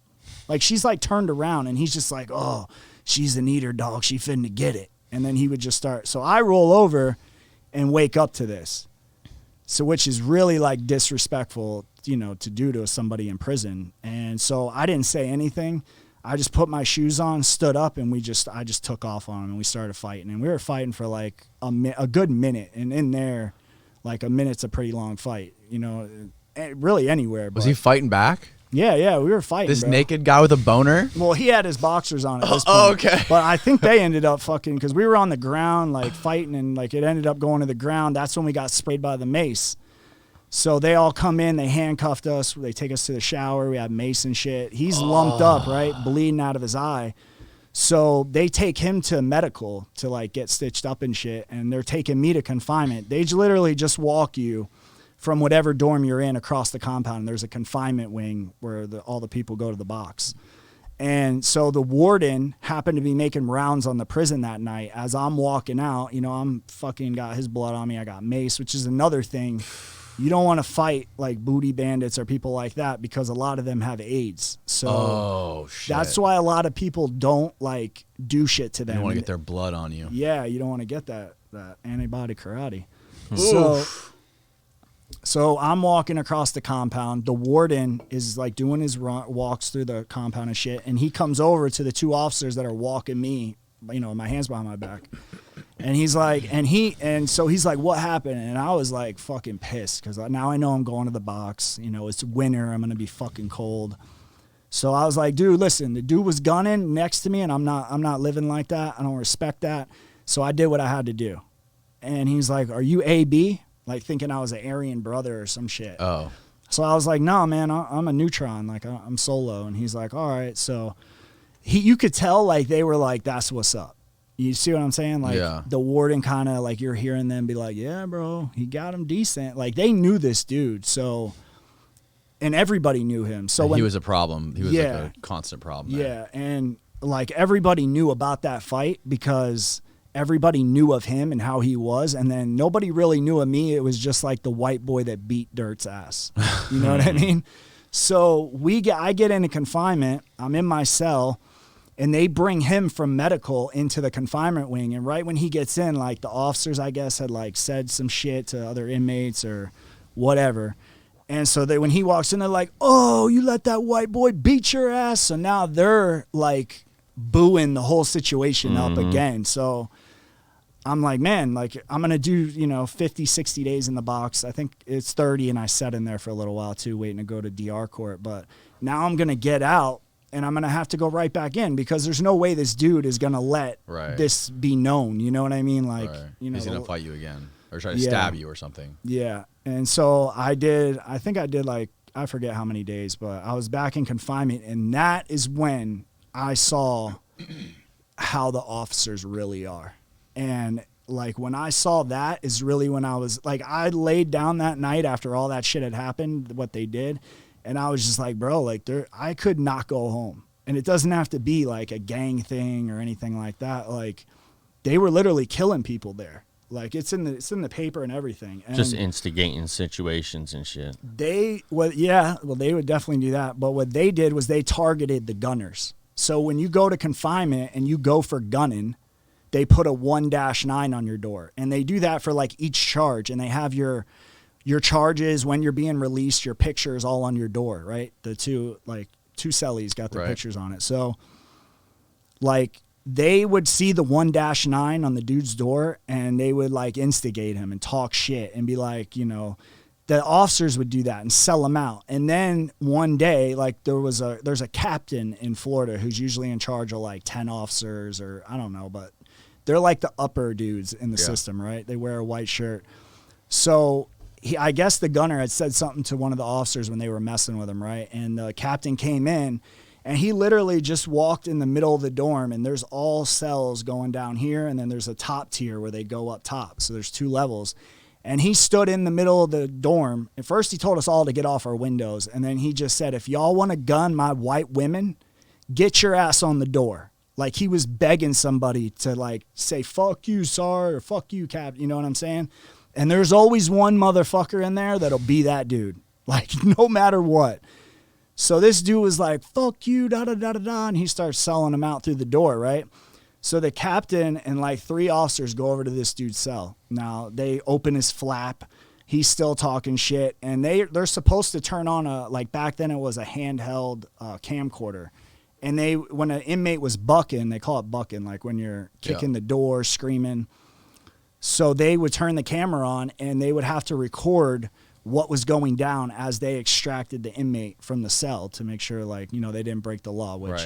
So what they do is they would literally have the camera guy would be behind 2 other officers. They go over to the door with the camera off, talk a bunch of shit to this inmate, get him going crazy, and then boom, they turn the camera on, and they're like, inmate, stop bucking, stop. Like they make it seem like he just started to go crazy for no fucking reason, and they're trying to get him to calm down. So they sprayed this dude through the food flap with Black Jesus is what it was back then. I think they took it out, but it was like a strong ass OC spray that, like, if we sprayed it in the front parking lot or like 50 yards away, like we would be like choking. That's how powerful it was. Like in confinement, it would come through the vents in the cell. So if dude upstairs got sprayed, the air, the return vent would bring it into all the other cells. So you're literally like 10 cells away, and you have to take your shirt off and you wet it a little bit, and you like mask your face to kind of stop from the shit getting in your nose. Jesus. So this dude's in the cell. After they spray you, they're supposed to take you out and put you in a shower because that shit's that powerful. Like it needs to get off you. So they didn't do that with him, man. They just left him in there for like an hour. And that stuff not only gets on your eyes, it gets on anything it touches. So like your hands will be burning just from getting the, like, you know, the residue on you. And he was literally like screaming for his mom. Like that's how much like he was like going through it in there. And that's really when I was like, because these are hard, like these aren't no bitches, you know what I'm saying? And when you hear a grown man and know like there's nothing he can do to control this situation, it's totally out of his hands. Like he is literally at the mercy of whatever they want to do to him. So they did that. He's screaming. He finally like calmed down from screaming, but he couldn't breathe. So that's probably why he couldn't scream. And they ended up having to go in on a stretcher and get him out of there. And the dude ended up dying like a couple days later or some shit, we found out. Damn. I don't know if that was true because that's through like, you know, the inmate telephone type shit. So what was the black stuff? What was Black it made Jesus. of? It's called Black Jesus? Yeah, it's a big OC mace. OC mace? But the shit shoots like a fucking fire. Like it shoots like So it's like one of those big cans with like a trigger on it. Yeah, yeah. And it was black? Like a trigger like that. They would put it on their belt, you know what I mean, and walk around with it. But yeah, it was, I think they took it out of the prison system because of just how like ruthless and, you know, like people that had asthma. Yeah, there you go. Yeah. Black Label pepper spray? Yeah. Jesus. Black Jesus. Fuck, man. Yeah, I don't know if that was the real name. I think it was, though, but that's what everybody called it. It's a good name for it. Yeah, no, for real, right? Just to make you see Jesus. Yeah. And that's like really, man, like where I was like, that was the first time ever in my life I was like, man, I need to change my life, because I'm in there and I'm in the dorm and I'm going to like get on the phone, and you look around and there's dudes that have been in there for 22 years who haven't gotten on the phone or talked to anybody in like 15 years. Haven't had no, like, you know, Why? Because their family died, or they were don't pieces have of anybody. shit and nobody wants to talk to them. But majority of people, a lot of that goes on in prison. And, you know, like through my life, I don't know about like you or anything, but like my parents would always tell me shit when I was younger, right? Like, you don't want to be a drug dealer. And I was like, yes, I do. And now I'm in prison because of it. So it's like, I was like, I heard all that shit when I was young, but I just thought I was different and I was unique and I wasn't going to get caught or whatever. And now I'm sitting in prison with old guys, like, you know, in their 60s that got life, or never getting out, never seeing the daylight. And they're telling me like, man, if you keep doing what you've been doing, you're going to be me.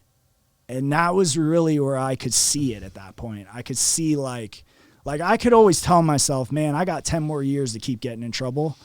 But then it got to the point where like I was worried about the charge that I was going to get, because the violence and the crime just keeps getting bigger and bigger when you're on the street. Like it starts from, you know, selling pills to robbing pharmacies, to writing scripts, to, you know, a bunch of different levels. And then, you know, you're robbing people. So now they could have a gun, you know, so you never know.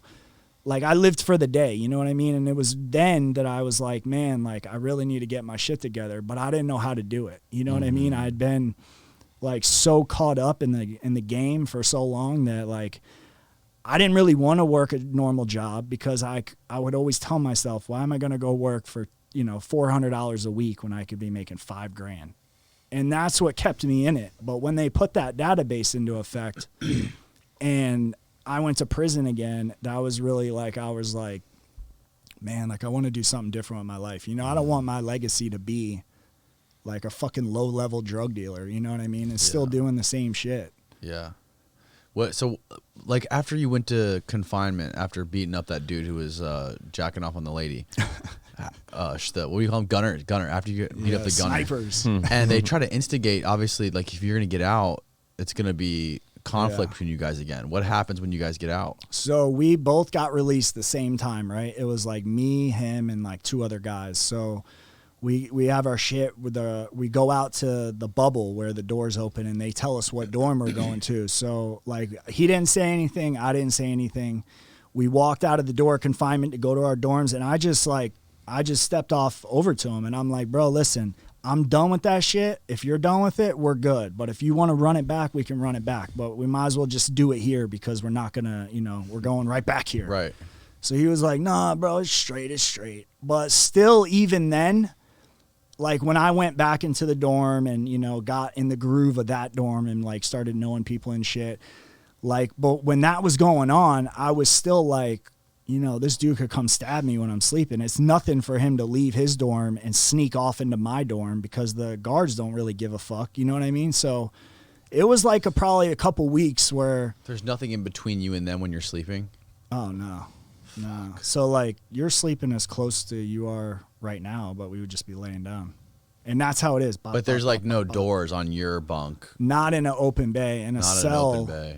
You can have doors in a cell. It's called a T building, and there you're gonna have doors, but not in an open bay. And even when you have a door, they make shit to pop the locks. Like you can get a soda can and take off the thing under the lip, and you can use that to pop your door. Or like there's other shit too, but so you're not safe. Like No. and I'm not a small dude. I was even bigger in there. I worked out all the time, kept up top shape, ready at any time to go, and like I'm worried, you know what I mean? So I know like now I'm in a place where like I graduated to the next level of, you know, problems. And I didn't gangbang when I was in there. After I fought that dude and I got out of confinement, I was on the yard and everything. All the white boys that are in like Unforgiven, and I think there was some AB there and some other skinheads. They were like, yo, what's up, bro? You want to probate? Like, what's that mean? Like probate to get into the gang. Like you have to do like certain shit to get in. And I was just like, nah, but I didn't like disrespect them, because at the same time, like, I didn't know what was going to happen with the dude, and I'm new in this prison, so I need to make some friends in case, like, you know, people are going to try to stab me or whatever. But nothing ended up happening. I ended up getting moved over to the work camp, but I didn't go outside the gate. I didn't have a gate pass, so I mean, that was like a work camp, which is kind of different. It's kind of more laid back, but there was the same shit was going on, just not on the same level. You know what I mean? Mm-hmm. It was kind of more like chill. It's crazy how those people in prison are just reduced to like the most primitive form of humans, like jacking off on the girls walking down the hall. That's fucking crazy. I know. It's like monkeys at a zoo. I know. It's what they do. Bro, I was so disgusted with it. Like, I had no idea that shit was like going on in there. And then when you see it, bro, it's like, the way I look at it is he's raping that chick and we're all watching. Yeah. You know what I mean? It was so like, we were on the yard one time, bro, and they have gun towers in the prison yard, like where the gate is, so they can see the whole prison and the yard and around. So there's all these inmates on the yard, right? And if you look up in the prison tower, there's windows where the officers are. Mm-hmm. So there's this group of dudes that's over to the side where the picnic table is, like there's like a blind spot where the officer on the yard couldn't see them. And they're jacking off to the person in the gun tower, except that gun tower, nobody went up in it because it was under construction. They were gunning a mop, turned upside down, leaned on the window. They thought it was a chick. Holy So they're gunning a fucking mop, bro. That gives you any idea. Shit, bro. Yeah. That's crazy. Yeah. So, I mean, if that gives you any idea of what type of people, and that, like, that was a big reason too why I didn't want to go back, is because it was getting to the point where there's like so much disrespect, like, you know, you're just crammed in there with everybody. You can't get away from anybody, and you're around 100 different personalities, from gunners to freaking murderers. And I was just like, man, like, I could probably do more time, but I can't do it with these people. And I know if I come back, I'm going to be doing it. And it just got worse too as time goes on. Because in there, everybody's doing Tucci and K2. So, like, they're literally strung out in prison. And now you got all the bullshit that comes with drugs and that lifestyle going on in there. So there's an epidemic. Like, people are dying left and right in Florida prison right now because of that. Yeah. Is it true? Most people I talk to, they say they have like a super boosted immunity, like immune system when they come out of prison. Just because of all the shit they're exposed to. Like, they don't get sick. Well, yeah, I never get sick. Like, many people just say, like, they never get sick because they were exposed to so much bullshit in prison and so much fucking... I seen a dude in prison, right? His arm was, like, sitting up like this, and he couldn't fold it down. So he was walking around everywhere. In his armpit was a freaking thing, like a softball, and it was red and gooey and shit. He had, like, either Mercer or staph or whatever he had. It could have been a spider bite. So he goes to medical to be like, hey, I can't put my arm down. And they're like, here's 3 ibuprofen. Go back to the dorm. You'll be okay. And that's their medical, like, that's all they do. It's either Tylenol or ibuprofen for everything. Unless you are, like, literally, like, you know, you're about to die. Then they're going to, like, bay flight you out of there and shit. Oh, my God. Yeah, the medical, like... And that's scary too, man, because you never know. Like, you get bit by brown lacus, which are everywhere up there in prison. Like, they're planting shit in you, and next thing you know, your pinky's falling off. Oh, my God. That's fucking brutal. Yeah, so all that shit, man, just like, I think it was just all of it combined. And then, you know, when I got out, I wanted to change, you know what I mean? I just didn't really, like, know how. I didn't know, like, what to do for... Like, what did they tell you when, like, right before you got released? Did they say, like, we're going to, like... I didn't even know when I was being released. I had to have my people that I was calling home to, like, tell me. Like, my classification officer told me, like, 3 weeks prior. But it was just like, hey, here's where you go. You got to go report when you get out to the state of Florida. And you'll get a food stamp card, and I think they gave me, I don't know, I got picked up, but usually they'll give people a bus ticket and like $50. I think it's even lower than that. It used to be $100. A bus ticket and $50. Yeah, after like 10 years. Good luck, buddy. Yeah, we'll see you back. We'll see you in 48 hours. Yeah. So I got out, and I wanted to do the right thing. I like was still fucking up a little bit. like with drugs and selling them and doing them and just like not wanting to work a full-time job because I couldn't find one. And if I did, it was like McDonald's and I don't know. I guess my pride like wouldn't let me do that. I don't know why, but so I ended up make a lot of money working at McDonald's now. Well, yeah, now you Yeah, can. nowadays. So I tried to change at that point, but I was still like 1 foot in, 1 foot out. And like my grandma that raised me, because my dad died when I was 7, my mom was a drug addict and alcoholic and still is. I was at work one day. I'm working at the gym now, so I'm starting to like make that transition into like legal work and shit. And I had met a good girl, so that helped a lot. Someone that never been in the life or, you know, any of that type stuff. I'm at the gym and I'm leaving. I'm going home. My grandfather calls me and he's like, hey, go to St. Joe's in Tampa. That's where they're bringing your grandma. So all this time, like that I was doing the pills and everything, like my grandma had like anxiety because my dad died and my aunt died. So she buried both of her kids when they were like in their 20s. So she already had like anxiety. And then she had fibromyalgia, so she was on the pain pills and the Xanax, like for her own shit. But I think along the line, like even though like she didn't do crazy shit, but she was addicted, like she had to have it every day or she felt like shit. Mm-hmm. So she ended up getting put on oxygen because of like, you know, that shit slows down your respiratory, so you can be shortness of breath and shit like that. Mm-hmm. So they put her on the oxygen. They put the thing in the garage of my grandparents' house, and they run the cable into the living room, and then she can walk into her bedroom so that she can still use it. And she was trying to quit smoking, but I guess she wanted a cigarette. So she lit a cigarette, and the oxygen caught and burned her, like literally engulfed her body. And my grandpa's in the front room, so he can't hear her scream because she's literally on fire and can't breathe. So, like, I think that went on for a couple minutes, and then he finally had went out and saw her and, like, you know, did what he had to do to get her to they ended up Bayflighting her to the burn unit, and she had, like, 3rd-degree burns over, I think, like, 80% of her body. Like, she was, like, in a coma or whatever they had did to her when I got there, and she had a DNR, so there wasn't, like, there was nothing we could do to give her back her quality of life, you know what I mean? So...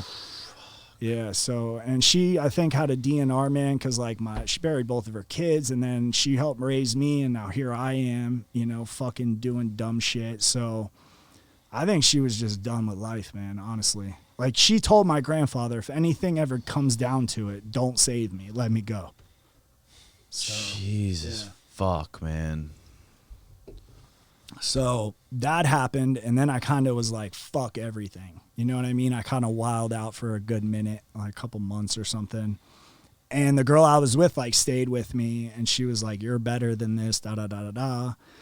So over time, man, I just, like, finally had started to, like, understand, like, what life is. You know what I mean? Like, I never had, like, responsibilities. I never showed up where I said I was going to show up at what time. You know what I mean? I was always, like, I was just, like holidays would pass and I was like, dude, Christmas was like 2 months ago. Like I was so in like a fog, man, where I don't even know how I'm alive, honestly. Like the shit that not only I put in my body, but, you know, just being in that life, like, you know, you're getting robbed, you're robbing people. Like there's a lot of shit. So, you know, having a good woman in my life, I think was like one of the catalysts to me making changes because like I don't have any family, you know what I mean? Like I don't have anybody really other than like my wife. I ended up marrying her. And so she kind of like I guess I was like just ready to change too, but I wanted to do something more with my life. And then I started doing the personal training and I got really good at that, and I started making like bonuses for being like top seller in the state and shit. And then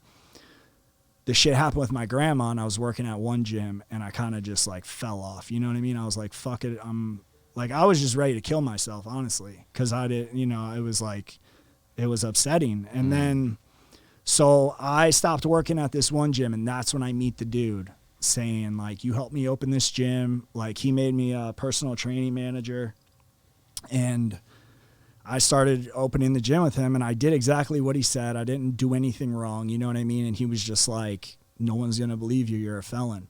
So when this was going on, the Department of Labor sued him because he did this to 3 other people. So there was going to be like an investigation on it. And I was calling him on the phone because I couldn't get him to give me my checks. And then he finally just said, like, I'm going to give you a trespassing warrant if you come up here and ask for it. Like, he wouldn't even do it. He'd have somebody else tell me that. Where's this guy now? He ended up losing the gym because he's a fucking scumbag, and that's karma. But he's I don't want to. His name's Joe. So, but anyways, I recorded all his phone calls and I did an episode on it on my channel and told the whole story and like put him out there on it. You know what I mean? Right. And then after I did Just that, don't dox him. Yeah, exactly. So, and then that's when I found out about the YouTube, man. Like we were kind of talking. I was, on break at work. I was watching YouTube. Next thing I know, there's like all these people that have been to prison telling their stories. And like I watched their channels go from like 10,000 subscribers to, 100,000, 200, 300,000. And now they're like making a living, feeding their whole family. And just from telling like their life, like what they went through. Yeah. So I saw all that going on YouTube and I was like, well, I can do that. And I got a lot of good stories I could tell. And I know a lot of people that have been in trouble. So it's pretty going to be easy for me to find people. Right. So as I'm watching the YouTube, like there was like, there was a lot of drama in the prison genre, like between channels and shit. So I never saw a channel, man, where somebody like went on, told all their stories and then like use that, turned it into a positive and then would help people that are still stuck in that, like where I was, confusion on like, what am I going to do with my life? I don't see a way for change. And so on my stuff, like I did an episode on the mayor I was telling you about. I do like stuff like that, but when I do like interviews with people or I'm telling like, one of my personal stories, like I'm not just glorifying it. You know what I mean? Like, yeah, I made 50 grand one month selling pills, but that was 1 month. I made a lot of money, but I didn't have shit to show for that when it was all done and said, When you're making a lot of money, you spend a lot of money. And then when you get high, you really spend a lot of money on shit that you don't even know. Like I would wake up and be like, I bought that? Like not even know. Yeah. So I wanted to like, make my channel different, obviously. And I just want to, spread the message that like people can change because I didn't think I could, you know what I mean? And if like I've been with nothing, you know what I mean? I've been not knowing where I was going to sleep at night. Like that's where it got to. And then having no family even makes that more of a, so I wanted to help people is why I started. And I also want, to be able to, like, this is like a side hustle, work for myself, and hopefully something will come out of it. And if not, I'll just do personal training. You know what I mean? Yeah, man. Some of the most interesting people I've ever met have been on this show, people that have been in prison for a long time. Yeah. Talented people that have had a lot of time to reflect. You know what I mean? They have nothing to distract themselves with except look inward and, reflect on their own lives. And that combined with the people that they've met and the story that there's the most fascinating people are people that have, done a lot of time in prison. I think it makes you appreciate the smaller things in life. What do you think I don't know like how bad the opioid epidemic is right now, or like since Purdue's been shut down? I don't know like what the statistics are on deaths or anything, but what do you think the answer is to stop all of the overdoses? And obviously it's you can't make this stuff illegal. If it stays legal and it's still prescribed, to people who need it or who are in pain or who have cancer or whatever it is, like, what do you think the answer is to stop all the deaths and all the overdoses and everything? I don't think you can, man. I think it's been going on since, the mafia was bringing heroin in. Like people, I think now it's just on a bigger level and it's more accessible. And I think they're trying to not make it as accessible as it used to be because like there was a point where my grandma couldn't even get her prescriptions filled because of all the corruption and all the people dying and all the doctors being under like they're under watch now. And now a normal person that really needs pain medicine because they have cancer or, muscle disease or whatever, that they can't get it because they're all being like, we were prescribed the most opiates at one time, our state. In the whole world, like from other countries, like our country gets the most pills, right? So when that started happening and people are dying, then I guess, I don't know who's in charge of it, but they were like, all right, we need to crack down. So they cracked down on Purdue and all those other, you know, manufacturers. And then that's when I think the fentanyl really started to take off. And now it's... Which is, what is it, 100 times more potent? Yeah, like if you get it on your skin, you can OD. Right. Like there's a video of a cop arresting a dude, and he reached in his pocket and grabbed a bag of fentanyl. It was open and didn't have gloves on. And there's an actual video, and you can watch the guy standing up, and the other cop's like, "Yo, are you all right?" And the guy just like falls over, right? You saw that? It's crazy. And he dies? Well, he didn't die, but he would have if they didn't hit him with Narcan. Jesus. You know it's bad when all the cops have to carry Narcan. Like that should tell you the level of what it's become.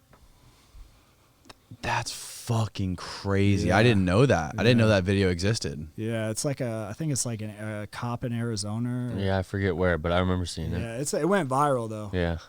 But He just gets like, you can see he gets like dizzy and then just falls. Well, I mean, out. the fentanyl thing's crazy, especially because it's like someone like cocaine is being cut with it.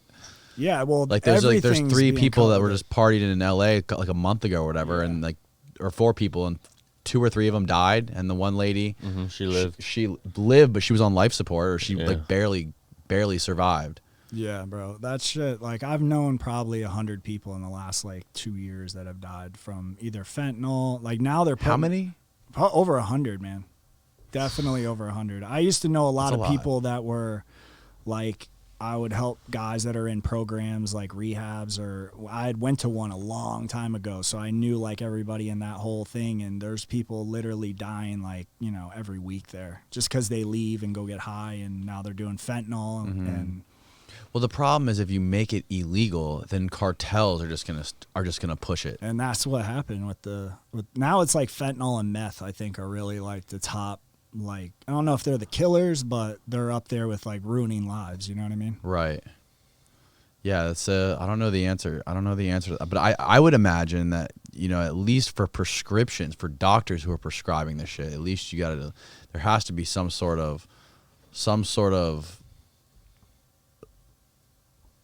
something they have to communicate where they say that like this could destroy your life. Like this is what happens. Like make them watch a video or something. Like this is what happens when you take them for 4 days and then you don't take them for another 4 days. You detox, you fucking get the shakes or whatever it is. Like at least like scare the shit out of people before they decide to take it if they don't know what it is. I mean, if you're already addicted to it, Then you're kind of already fucked. Yeah, exactly. And just to give you an idea on why I don't think it's going to change is because I will go to a doctor now, like say I need to go for a monthly checkup, and I'll go into the doctor and say, hey, I'm an addict and I can't get narcotics because you won't recognize me. You know what I mean? Right. And at the end of the visit, we'll talk and he'll be like, okay, so you had anxiety, you want Xanax, right? And I'm just like, bro, like, so if that right there shows you like I think it's the medical community that's responsible for pretty much all of this, and then they paid everyone else off through the process. Right. It seems like that way anyways. Like when you watch like that documentary, there's tons others. Like, What was the name of that documentary again? I have it on my phone. it's on HBO It's a Max. fucking great documentary. It was done by Alex Gibney, who did I believe it's Alex Gibney. He's the same guy who did the Scientology documentary, Going Clear. That was a good one too. Yeah, he's fucking amazing. Yeah, that's like what I would filmmaker. like to get into, is the documentary type stuff. What the fuck was it called? Oh, The Crime of the Century. Yeah, so if you're watching, go check that out because it's a good documentary. That gives you like that really puts it into perspective how big. Yeah, Alex Gibney, same guy who did Going Clear. Yeah. So I mean. Yeah, but if you should be able to go to the doctor and be like, I'm addicted. Like, give me a Well, like. now they give you Suboxone or methadone for that. So it's literally like the government's dope. Is it the same? Is it do the same thing? I mean, the Suboxone doesn't really get you high. I think it does when you first start taking it, but then your body what it does is it blocks the opioid receptors in your brain. So if you take a pain pill, the Suboxone attaches, an opioid antagonist attaches to your receptors in your brain, making your brain think you're high, but you're really not because you're not acting high. So if you take a pill when you're on Suboxone, it can put you into immediate withdrawals because if it crosses the brain-blood barrier, you're like having that is like it'll put you in. I don't know what causes the exact reaction in you, but you'll literally just be like you're dope sick. But 5 minutes ago you were, cutting the ham at Thanksgiving. Or whatever. Jesus Christ. Yeah. So I mean, and then it was methadone, and then now they developed Suboxone, Subucade, where they'll shoot it in your arm, and it's good for like 30 days or something. Yeah. But people, man, are just gonna get high. They'll find a way to get high on that. There's people that are shooting Suboxone, that are sticking it up their ass, all kinds of shit, man. Like if an addict will figure out a way to get high if they want to. Like you can, move to fucking Indonesia and you're gonna find the dope man. Right, right, like right. if you really want to. And fentanyl. Where did fentanyl? What year did that come on? Like when did that become popular? It was around when I was doing shit back in the day, but it was the patches. So like only like really fucked up people could get it, and it was like time released, and you just stick it on you, and it's a transdermal like type deal. And now like, I mean, I would never really like, I've never actually had fentanyl in my hands or like seen it, but I know from watching all the people I know die and, or ODing that like they're putting it on everything. Oh, this is the cop? Yeah. Yep, that's him. Don't put the audio on because, oh, fuck. Yeah, he just like fell out, bro. Jesus. He just touched it in the guy's pocket. That's what I'm saying, man. That shit. And what is this thing called? Narcan. Narcan. Yeah. And even with that, sometimes though, you won't like. He's completely out, bro. Yeah. In San Diego. Yeah. Wow. That's fucking terrifying. So and people are using that, bro. Like they're addicted to fentanyl. That's how like it's. So when a drug addict takes pills for a while, like his normal dose ain't gonna get him high, and that's where the tolerance, and that's where like, the money. Some people spend $500 a day just to get high, and so, but now their tolerance is so high, the fentanyl so prominent everywhere that it's on everything. Like people are lacing Xanax with fentanyl, so you don't know what you're gonna get. It's like playing Russian roulette one day. You know what I'm saying? And now the drug addicts are addicted to the fentanyl. Like they're doing fentanyl as an everyday drug. So imagine it's just straight fentanyl. Yeah, or they'll cut it like with heroin, or a lot of it's in heroin. Could you imagine like that's the drug you're doing? Like the drug I do is so strong, I have to cut it with heroin. Yeah, right? That's next level. Yeah, bro. So, I mean, some of them don't even cut it. It's just they'll just do it. So now you're addicted to a drug that kills somebody if That's it my touches camera. them. I know yours went off. Oh, it went out? Oh, I didn't change the battery. Can I use the bathroom? Yeah. It's a hyperbaric chamber. It's like an oxygen chamber. What does that do? It like you sit in Supposed it. to be like anti-aging and stuff like that. It like It's what it super does. good for you. Like ton of NFL players use it. And what it does, like after games, obviously you get beat the fuck up. Your whole body is destroyed. And they get in those things, and what it does is it hyper oxygenates all the cells in your body and makes them. It supercharges like repair of all your cells and like all the tissue, everything in your body. Do you like feel? Have you been in one? I've never been in one. You're before. about to. But I saw. Yeah. I seen LeBron has one, and he goes in it like during the playoffs, like the NBA playoffs. He goes because sometimes they have like games every other day. Yeah, and it's crazy. You got to be like tip Doesn't top. the Tour de France guys do that? I think I'm sure they I do, saw yeah. that. Sure, tons of athletes do it. Yeah, to get their like blood right or something. The crazy thing is when I called the place, I think there's like one dealer in the U.S. who sells them, and I called him like, hey, can I get one of those LeBron James hyperbaric? He's like, yeah. He's like, you have a prescription though. I'm like, okay. And so you got to go to a it's doctor funny to get a script? what we're talking about. I gotta go get a script. See, bro, it's all connected. Yeah. It's made by Purdue. It's made by Purdue. You're gonna be like, it's time to go to work. He's gonna be like, I'm not leaving my chamber. Yeah. Oh, it's fucking hilarious. Yeah. Well, cool, bro. That was we had to take a little break, but we're back and we can wrap it up now. Well, tell me, so like, what kind of people are you interviewing on your channel?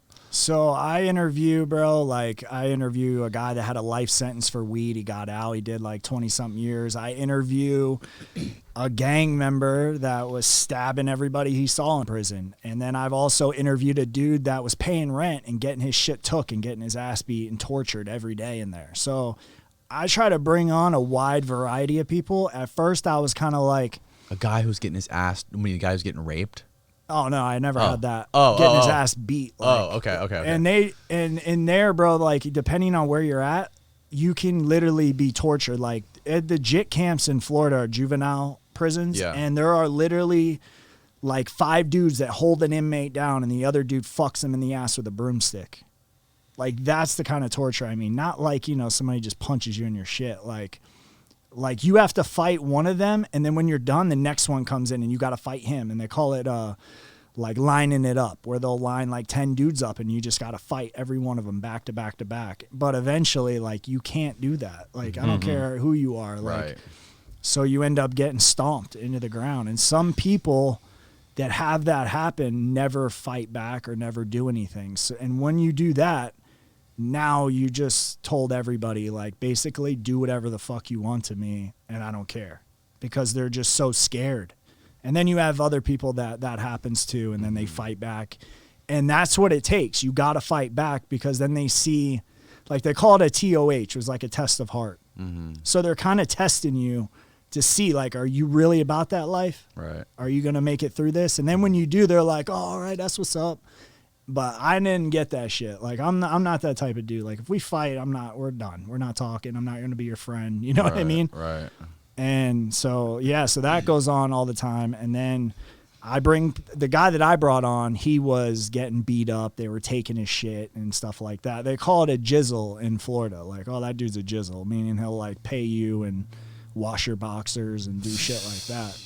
And, like, when I first went to prison and I saw that happen, because I never really had that happen to me.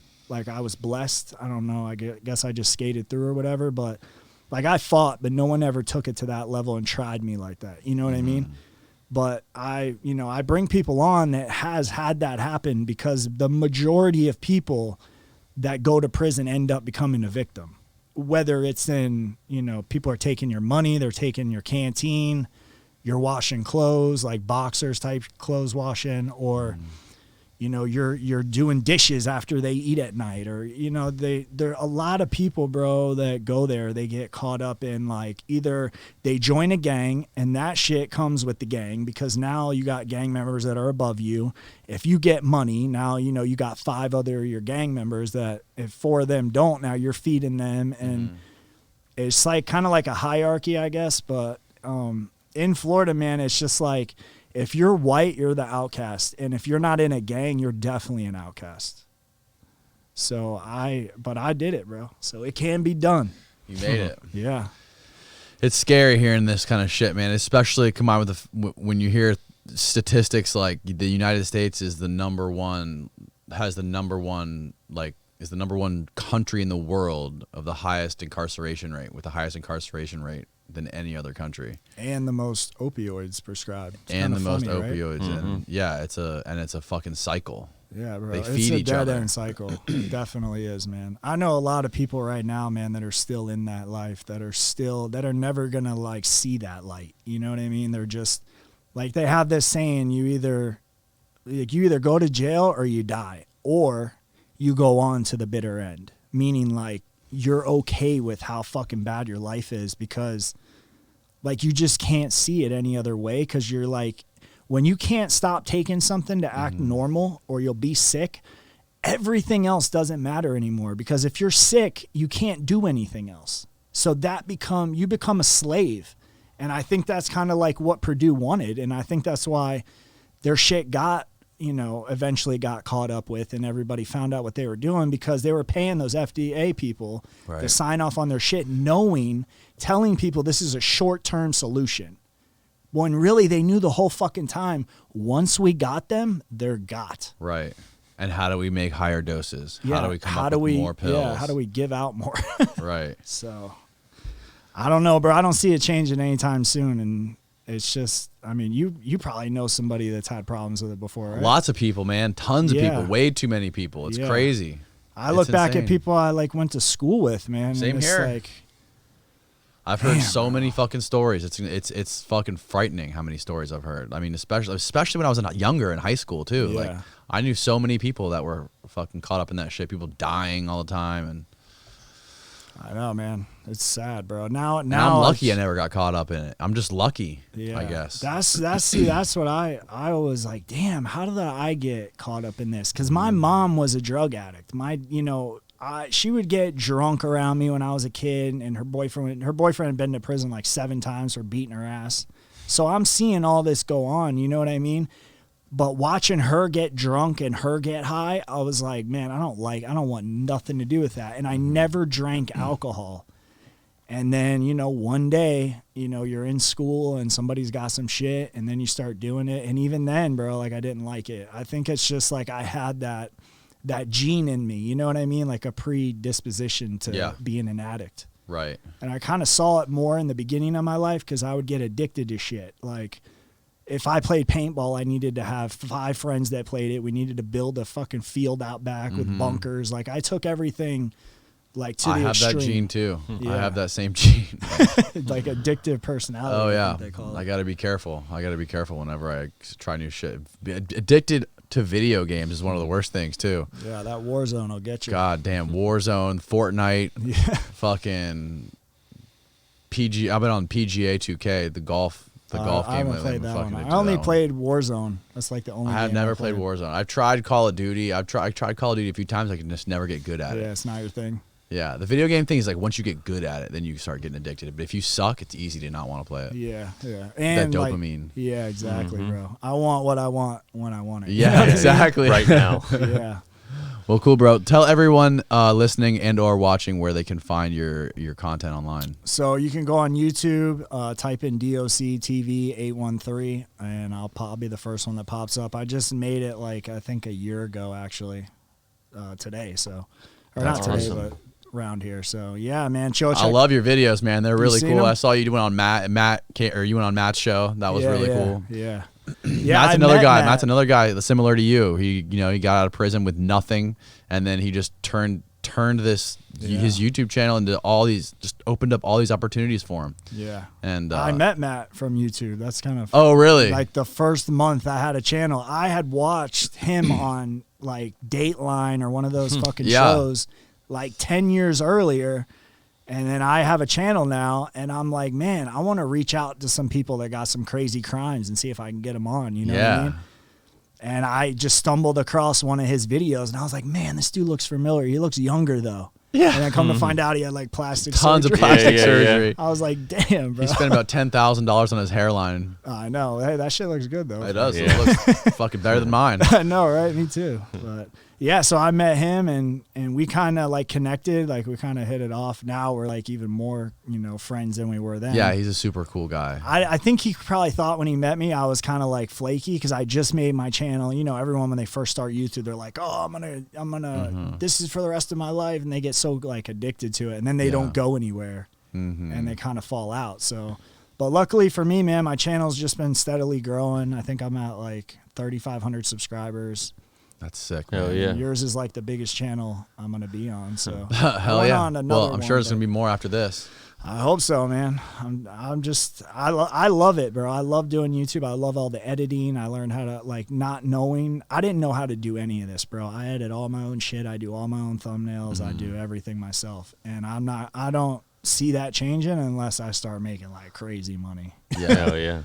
Well, once you start trying to make more and more stuff, you know what I mean? It makes more sense to get people to help you do certain things. Things that find somebody who's good at doing graphic design or whatever, get them to do your thumbnail. And that way you can make more stuff. Like that's what Matt's doing. I think Matt has like a team of people. Like Matt's got more people working for him than I have helping me. I know, and I even text his editor. I'm like, yo, what about this, sound mixer? And he's like, yeah, that's good. So yeah, I'm Matt's killing it, man. Matt's doing a great job. I love I love seeing like how far he's made it just from because I saw him like literally the week when he got out of Oh, like the damn. week he got out of The whatever halfway house. the halfway house, yeah. Yeah. The same week he came in here, and then like from Now where he's at now, he's- he's fucking yeah. doing people flying him to Europe to do TV Yeah. shows, and I know, bro. it's crazy how much he's doing, You man. meet so many different like. But type it's of hard people. too, you know. You got to have he's got like the he's able to like put in the time to call his probation officer and get all these documents to travel, and like he has to jump through so many hoops just to do this stuff. That's what kept me from going on his channel, man. His Yeah. probation officer wouldn't let him interview me. Oh, really? Yeah, so we had to like wait. I think he changed probation officers or some shit Yeah. happened, or she gave him like the go ahead on something else. And And they got his bank account locked down because he's got restitution. He's got $11 million restitution he has to pay back to the know, bro. Wells Fargo. like, that's like That's he didn't do all enough bro. time in It's prison. comical, Right. man. It's fucking comical. Yeah, like they're gonna get all that. They're gonna money make back. him drag He'll that ball and die chain before. forever. I Yeah. know, man, and that's crazy, bro. I feel like once you do your prison sentence, like you should be done, man. Yeah. Like now you get 20 years and fucking 80 years probation after it. It's Yeah. like, well, there's your life. Are you still on probation? No. No. Okay, No, I'm that's off. good. Yeah. Well, thanks for coming on, man. I really enjoyed this conversation. That Yeah, was I really, really fucking appreciate- fascinating stories that you have, man. Hell I yeah. really appreciate you having me on too, man. So I salute to Absolutely. both of you guys. So, Absolutely, man. Well, thanks again. yeah. Appreciate All right. it, man. Goodbye, world. See ya. Goodbye, world.